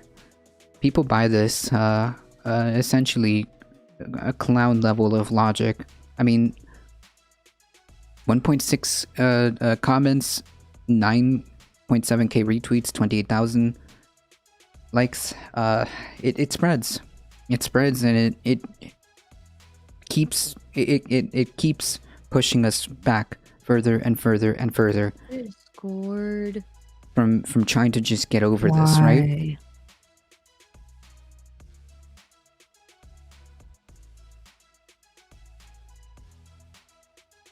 Falling for this hints isn't good.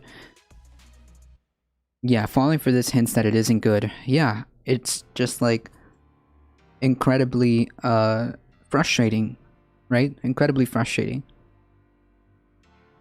Was made more in the sense that, in my opinion, if we could actually verify and test everyone in countries where vaccination rates are high, we'd probably be surprised to see how many vaccinated people are infected with COVID. Maybe. Because of people becoming reckless? Maybe. That's a possibility, I don't know. We'll see what science says and what we come up with.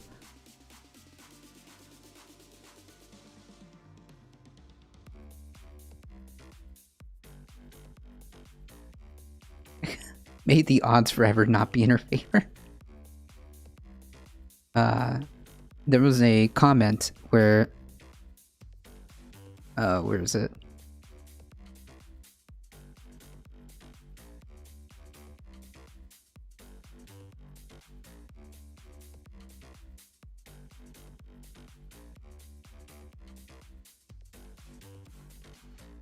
Oh yeah. I think this should be standard procedure, right? If you're gonna go this far,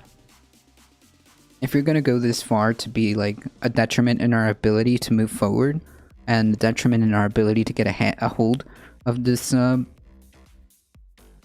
pandemic, then and you don't believe in it, that's fine. Just don't take up any precious resources. Just don't take up any precious resources. Bailey, not like this, Bailey. Thanks for the follow. Amazing username. Oh boy. Here we go. Oh no. Here we go. Fuckboy is loading.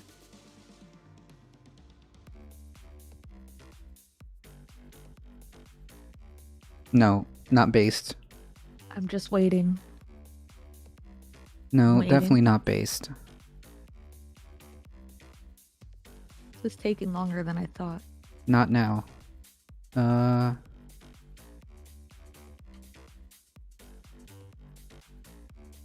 conservative coworker that would publicly condemn weed while her husband told me they would smoke weed every day. To protect her image. Yeah, it's funny how that works, isn't it, KTS? I'm doing great. What's with the username?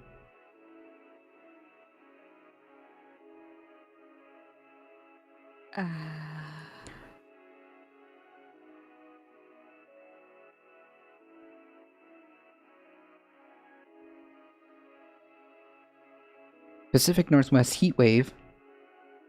I thought it would be funny. Yeah, you know, sure. Ha. Amazing. Very funny. Pacific Northwest heat wave would have been virtually impossible without climate change. TLDR. We can be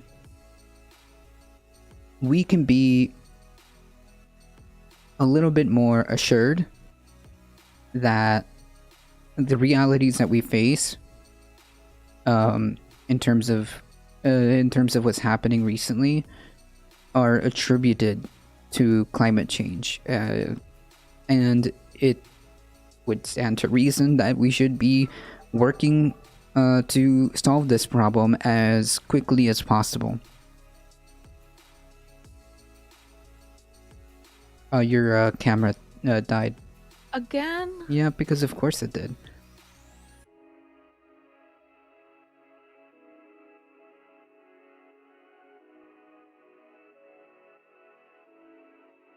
Because of course it did. Why?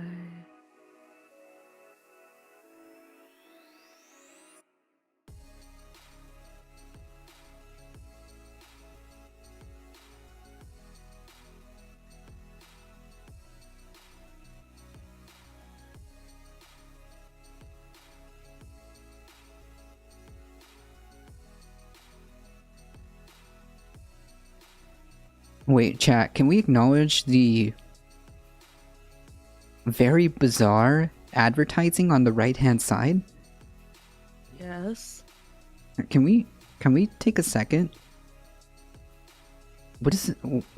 Who designed? I want to know, like, who designs these like weird, bizarre ads? Ouch.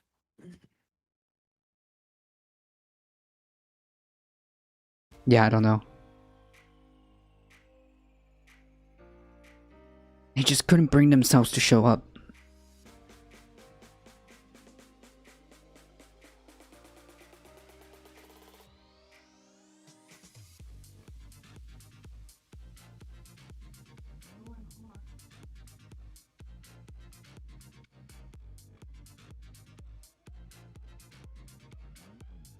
Just a week ago, the Pacific Northwest, a place normally known for its cool and wet climate. Yeah, it is weird, isn't it? Like, I don't get it. Who designed these ads? Rump Soldiers 1 through 13, perhaps? I think maybe I didn't catch it correctly. November 13? Wait, was that the election day? Maybe I misread that. Just a week ago, the Pacific Northwest, a place normally known for its cool and wet climate, endured the most extraordinary heat wave ever observed in modern times. Even seasoned meteorologists could not believe what they were seeing, as seemingly impossible heat waves persisted day after day. Yeah, it's probably a fake ad for fishing. Who knows? It's funny because when I move my mouse cursor over it, it starts doing the animation. Like if I put my mouse over it, it starts doing the animation.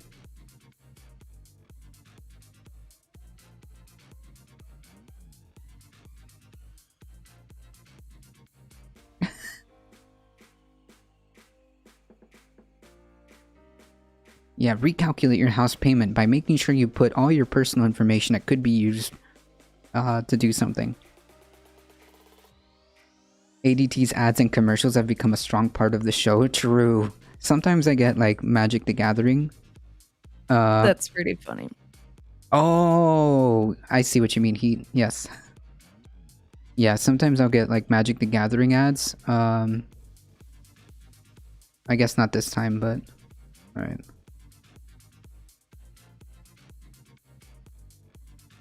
Anyways, I need to take a quick break.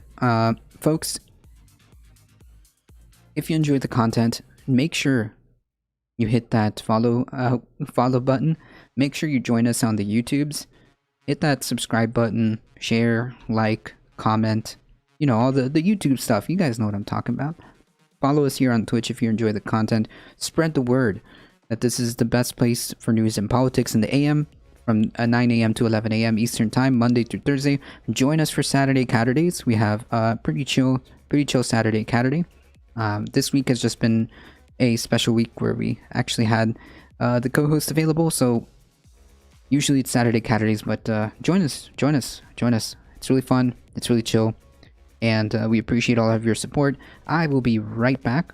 Just hang tight. We'll be right back and finish this article. So, a scam call. What? I got Jesus. almost all the cats today, and it's not even Saturday. Oh, you can put on the cats. And meanwhile, Got Bailey and Little Bit. nice. See. True. Alright, folks, I'll be right back. Yeah, recalculate something as serious as your house payment with this completely immature looking ad. The only thing that we require is your basic information. ERB. So here we have a sleeping giant, also known as Little Bit or Pipsqueak. He's only 22 pounds, so he's not too big. And then over here... Oh, there goes the camera. We have our third co-host, Bailey, who looks like he's got a scratch himself. He's itchy. Yep. Bailey.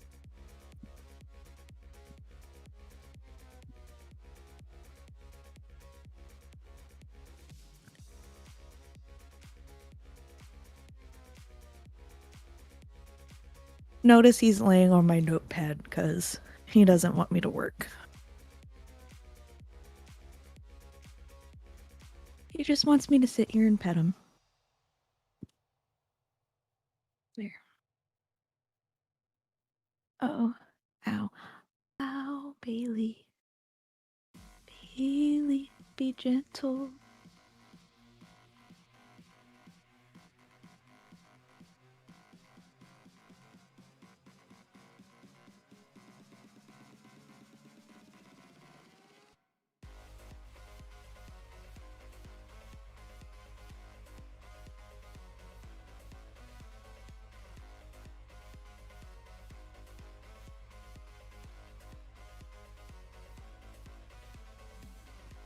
Man, I really need to find a, I don't know, something to make this a better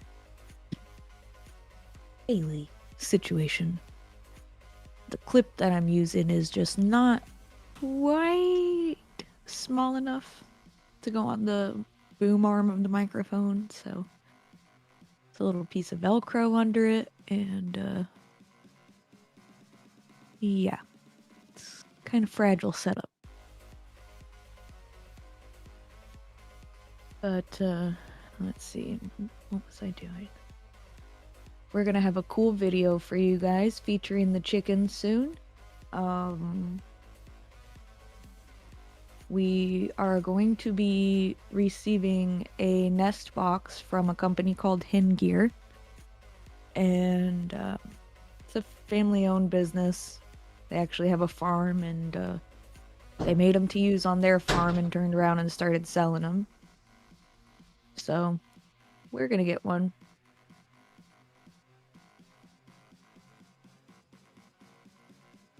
It'll be nice. No more poop eggs.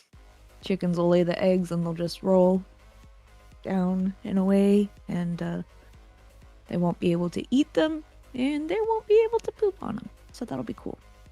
They also won't break them, because they do that. They're little jerks.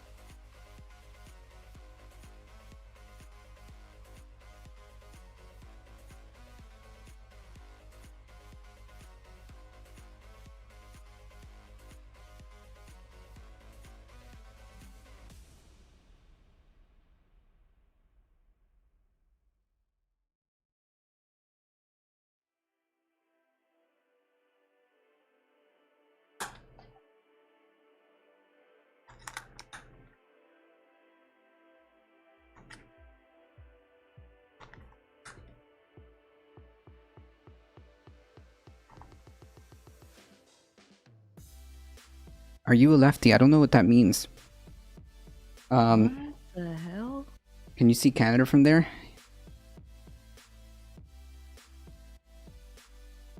Okay, alright. Oops. Gonna have to be faster, Carlos. We did a misfire here. Hold on. Bring back Memmius. Oh, what'd you do? We misfired. Untime. Wait, how do we Oops. untime out? I don't know. I come back God and people damn are it, Carlos. I come back and people are talking about like random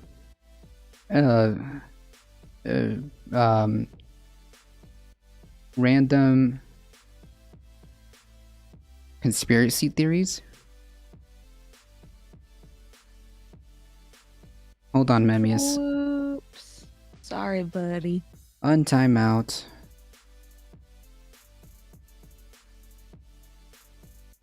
Ugh, Jesus. There we go.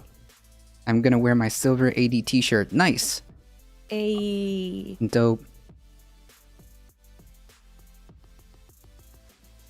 All right. With the black leggings. Nice. Makes sense.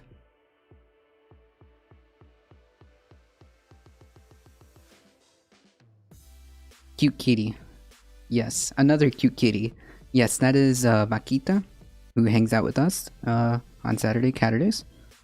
Sometimes. Sometimes.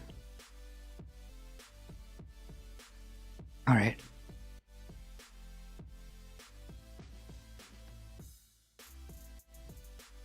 Now I calm and relax. Yeah, Kitty decided not to bite my arms this time, so I'll take it as a win. Alright, folks. Let's get through this one. This is important. It was so dark and dingy in there. It smelled like hydroxychloroquine. Thanks for bringing me back. Oh my gosh. So dramatic. I'm sorry.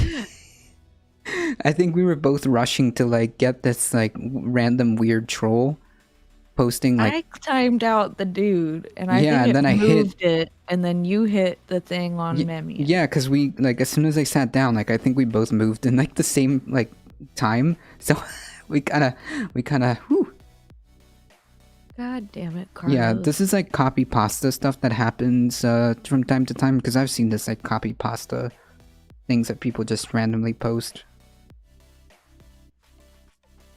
Anyways, so yes, to seriously answer your question, somebody, Lavender Gunner, I mean, like, I believe, at least for myself, I believe that this, that my politics generally revolve around making the most amount of good for the most amount of people, and that, I believe that there should be a basis in society, and that basis should be including food, housing, education, and healthcare as part of everybody's just like right to have a healthy life, liberty in the life, liberty, and pursuit of happiness.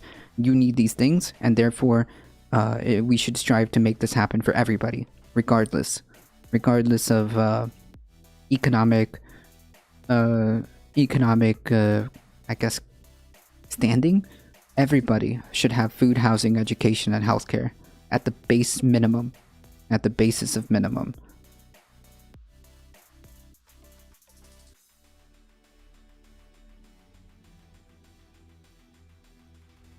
Alright, so important to take a look here. Portland, Oregon climbed to 116 degrees, breaking an all-time record by astonishing 9 degrees. Lytton, Canada broke the nation's all-time record 3 days in a row.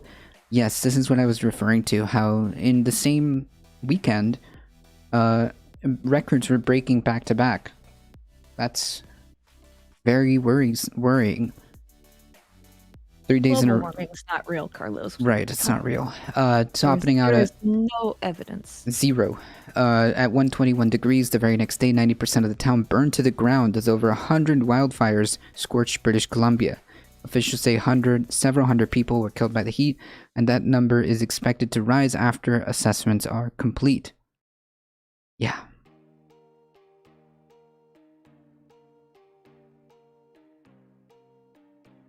Yeah. I heard somebody talking. The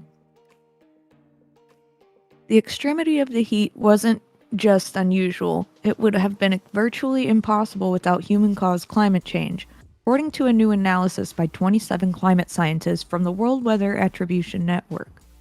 And the study warns as warming continues, it will become a lot less rare. Yeah. I tend to think that, like, if a whole bunch of climate scientists, not some randos, or unrelated fields, start telling us that this is kind of a problem and we should pay attention to it, and we should attribute some of these, or rather they've come to the conclusion that some of these unusual weather events, weather patterns, are attributed to climate change. I would be inclined to listen to them, maybe, you know, just saying that they probably know what they're talking about, and if the plurality of them are telling you that this is a huge problem, failure to act on this will result in catastrophe, I'm inclined to believe them. The network is a collaboration of scientists seeking to understand the connection between extreme weather and climate change. Cutting-edge scientific techniques allow them to quickly analyze an extreme weather event and ascertain to the degree to which human-caused climate change factored in. Yeah.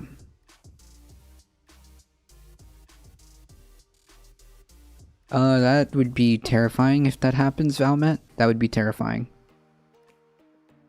The paper concludes that the chances of a heat wave this magnitude occurring in the absence of climate change are so incalculably small that it would have been virtually impossible otherwise. Even in today's warmed climate, where average global temperatures have increased by 2 degrees Fahrenheit since pre-industrial times, the analysis finds that this heat wave is a 1 in 1,000-year event. The finding verifies an estimate CBS News reported last week as scientists took stock of the record-breaking heat.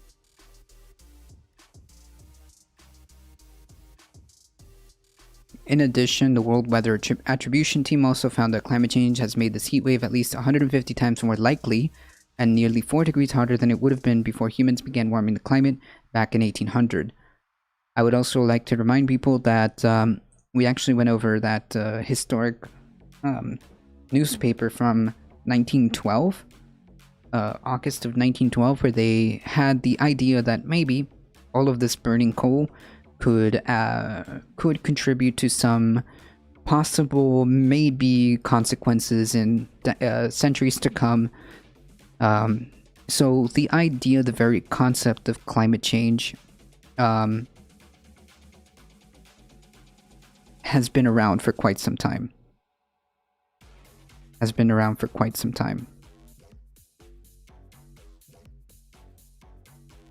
Perhaps even more concerning are their conclusions about our future. The team found that if Earth keeps warming in the current trajectory, by mid-century we surpass the Paris climate goals of limiting warming to 2 degrees Celsius, or well, I thought it was 1.5. Yikes. 3.6 degrees Fahrenheit. Then heat waves of this magnitude will no longer be a 1 in 1,000-year events. They'll just happen every 5 to 10 years. I wonder how good our crops are going to hold up, and I wonder how good our ability to provide drinking water will be if this is the norm every 5 to 10 years instead of every 1,000 years.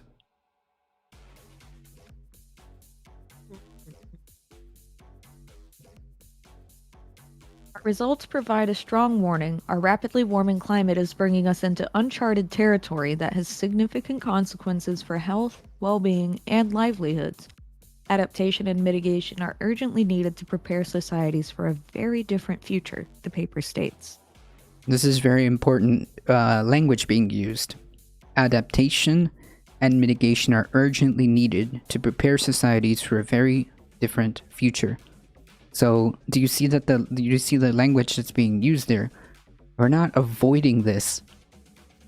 We are hoping to adapt, to be able to adapt with technology, and hoping to mitigate the catastrophic ends of this. Okay? We are no longer at the stage of avoiding or not avoiding or stopping this, right? We're at the stage of we need to come to terms with the fact that this is no longer about avoiding it. This is no longer about trying to, stop it. This is about attempting to adapt and mitigate the climate crisis at this point. Even seasoned scientists who routinely study the link between extreme weather and climate change, like study co-author Geert-Jan van Oldenburg of the Royal Netherlands Meteorological Institute, were shocked at how out of bounds the recent heat wave was. Yeah. That's right, Valmet. In an email correspondence with CBS News, Oldenburg said, "We completely agree with meteorologists. Last year we would have said a heat wave of this magnitude would have been impossible. It looked as if the heat waves were well behaved, with temperatures gradually rising with global warming about 2 times faster than a global mean temperature, and then we got this." Yikes. CBS News asked him what the chances were that a heat wave of this magnitude could have occurred before a human-caused climate change. His estimate is startling, larger than very roughly once per 150,000 years. Study co-author Dr. Friedrich Otto of Oxford University was equally amazed. "What we are seeing is unprecedented. You're not supposed to break records by 7 to 9 degrees Fahrenheit. This is such an exceptional event that we can't rule out the possibility that we're experiencing heat extremes today that we only expected to come at higher levels of global warming," Otto said. Yeah, but by then, Valmet, seawater that takes 30 years is too late. It's probably better to invest into getting us off fossil fuels as quickly as possible, in as many ways as possible. In order to reach these conclusions, his team studied high temperatures from Sunday, June 27 to Tuesday, June 29, in an area focused on the Pacific Northwest, including Vancouver, Canada, Seattle, and Portland, a region of about 9 million people. The dots in the graph below represent how many degrees Celsius each weather reporting station broke its daily record. Yeah. Every time these dots are breaking records, its daily record. The study consisted of 2 approaches. The first was a statistical analysis of how likely an event this magnitude should be based on historical data. The second method used advanced climate models to ascertain what chances of a heat wave like this would be without the warming from human-caused climate change.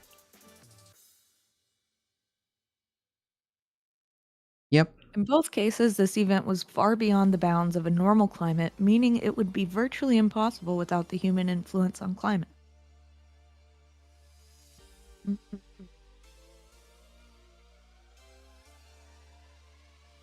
Yeah, I have no idea, Valmet. I'm worried that they'll just shove the blame.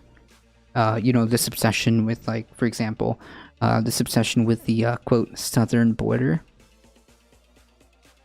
will give you kind of a glimpse. What do you think?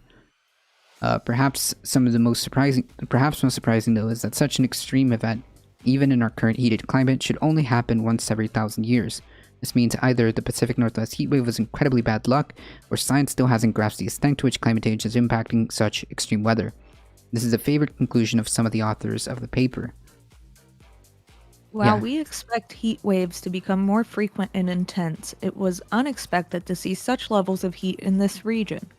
It raises serious questions whether we really understand how climate change is making heat waves hotter and more deadly, said Oldenburg. Dim Kumo, also of the Royal Netherlands Meteorological Institute, agrees. This event should be a big warning. Currently, we do not understand the mechanisms well that led to such exceptionally high temperatures. Yikes. So I tend to believe that the reality is the more we take in data, the more they look into it, the more we begin to realize just how screwed we are. So like I don't think we've gotten 100% of the picture of how bad it really is. I think that we're starting to understand just how effed we are in reality, and it's kind of giving a sense of urgency in these climate scientists. As more and more data comes in, it starts to become clear. It starts to become clear, right? And that's what's worrying. That's what's worrisome to these scientists. And the fact that Earth systems are so complex and so interwoven with each other that each one thing that happens here creates a domino effect that happens here, which creates a domino effect that happens here, which then results in X, Y, and Z, and is incredibly hard to put together. I mean, Earth systems are very, very complex. Scientists saying we don't know is both refreshing from the regular program of self-assured politicians, and it is scary as AF. Yes, that's very true. So like basically what scientists are saying is we don't know how exactly to the real degree of effedness that we are, right? We know that we're effed. We know that there are certain contributing factors. We know that we're doing it. We know that it's very, very linked to fossil fuels and pollution and all this other stuff. We know that. We know that ecosystems are failing because of this. We know that ocean acidification is being exacerbated because of this. We know that because as the planet warms, this starts to shift currents, the ocean currents, which shift weather patterns, which have a whole other effect on that. We do know these things. We just don't know the degree and the time frame. Each time they provide new data, it seems like it shrinks. It seems like the time we have left shrinks, and that is disturbing. By the way, streamers wanted to say you have nice merch. Hey, thank you so much. It's nice to see merch that I could actually see myself wearing for once. Well, exclamation merch. Thank you. I appreciate that. Y'all have the wonderful co-host up there to thank for that one. Don't look to me. don't look to me for that one. That is all the co-host. We'll be working on some more stuff for you guys here before too long. There you go. So yes, let's finish this here, but Como takes it a step further, surmising that humans have warmed the planet so much that the impacts are now escalating beyond simple cause and effect. Right, because when you have a situation where, we talk about this a lot, feedback loops tend to accelerate these things. We have crossed the threshold in a climate system where a small amount of additional global warming causes a faster rise in extreme temperatures.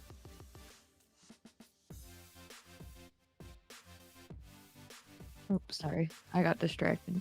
That's all In the good. paper, the authors make clear that the climate change is making every heat wave more intense. The image below from the study shows that the trend in the highest daily temperatures in degrees Celsius is increasing almost all parts of the world. We live on one world. Some of us do. The heat wave was caused by I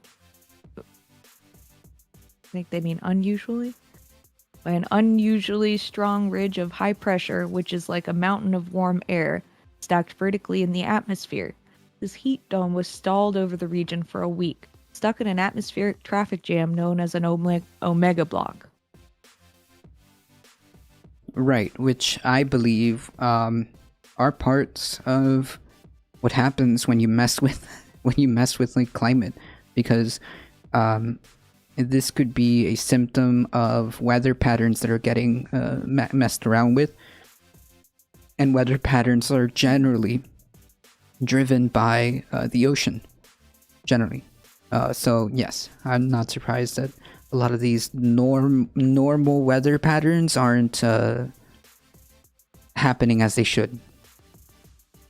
Under this heat dome ridge is sinking motion, which tends to compress and heat the air. Local effects contributed as well, such as downslope wind off the mountains, which acts in the same way as compressing and heating the air. These effects are typical of heat waves.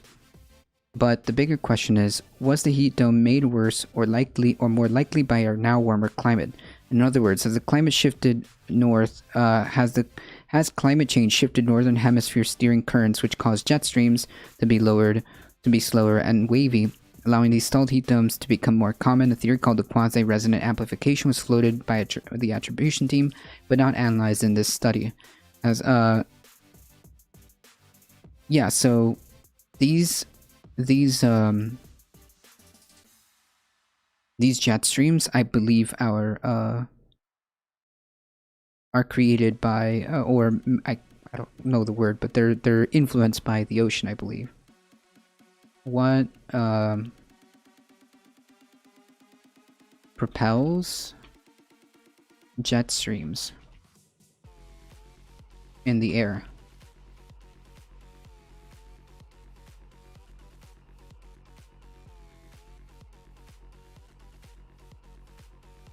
No, not what makes you beautiful. Wait, why would it think... Okay. Why would it think that,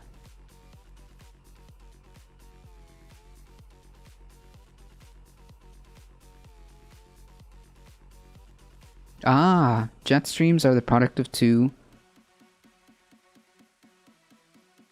Jet streams are the product of two factors: atmospheric heating by solar radiation and Coriolis effect. Huh. Interesting. Yeah, and the Coriolis force is caused by the planet's rotation on this axis. So this is actually a product of, well, heating. And Shocker. yeah, and Coriolis force, which is what creates these jet streams. Fascinating. Yes, the Coriolis effect. That's right. Gotcha. I guess like what I'm confusing is the streams that flow in the ocean. I'm getting those two things confused. However, Dr. Michael Mann, famed Penn State climate scientist who studied and coined the terminology, is certain it played a role. The report underscores why these attribution analyses are ultimately limited in terms of what conclusions can be drawn. They acknowledge that the models used don't capture the jet stream phenomenon, resonant planetary amplification, that we know played an important role in this event in favoring the intensity and persistence of the heat dome. I wonder if this also has to do with why, but I also think, like, I wonder if this also has to do with the cold winter storm that happened in Texas that was unusually long because the winter storm was kind of stuck there for a while, that caused that massive winter storm. I wonder if that also has to do with that.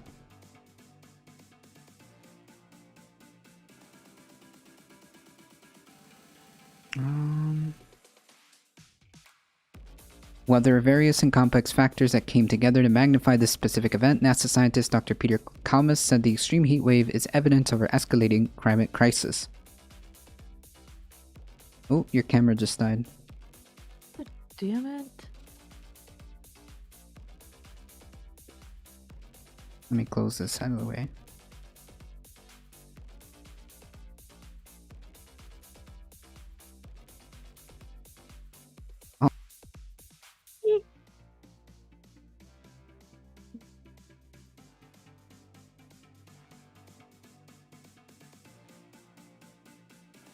Climate impacts, including extreme heat, fire, and drought, are hitting us now. They're like punches to our civilization, and they will keep coming both faster and stronger. These and other impacts will keep intensifying so long as we burn fossil fuels, said Kalmus. The authors of the study agree and say the takeaway is simple. Until overall greenhouse gas emissions are halted, global temperatures will continue to increase and events like these will become more frequent. Calamus takes it a step further, telling CBS News, if you think about it, there's no way to adequately prepare for... Scroll, Carlos. Oops.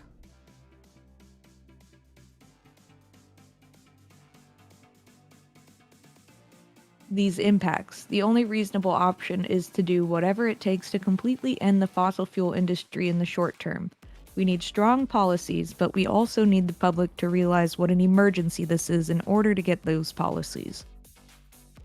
All right. I mean, that's what we've been saying this entire time as part of the, actions necessary to address the climate crisis, is that there's effectively, realistically, no other option except to get off fossil fuels as quickly as possible in as many ways as humanly possible.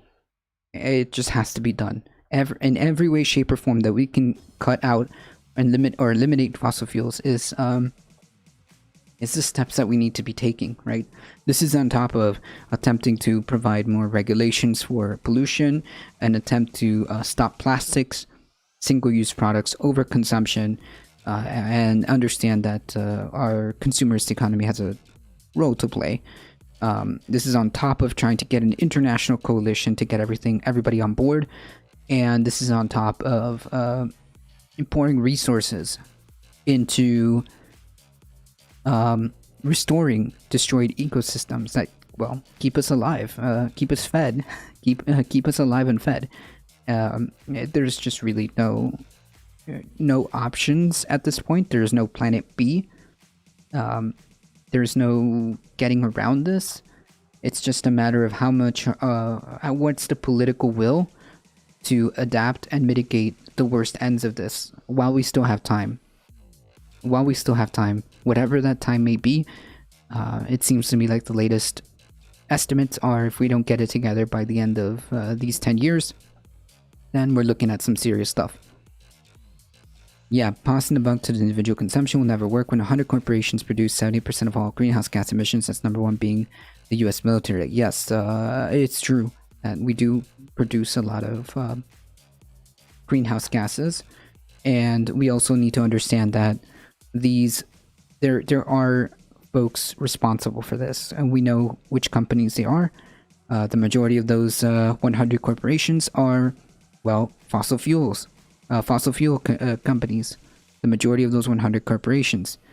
So, I mean, it's just a matter of having the political will to take an aggressive stance on this, or aggressive maneuvers. We need to nationalize and expropriate our oil and gas sector to immediately transition to green tech. But I think we can do that. I think we can do that parallel.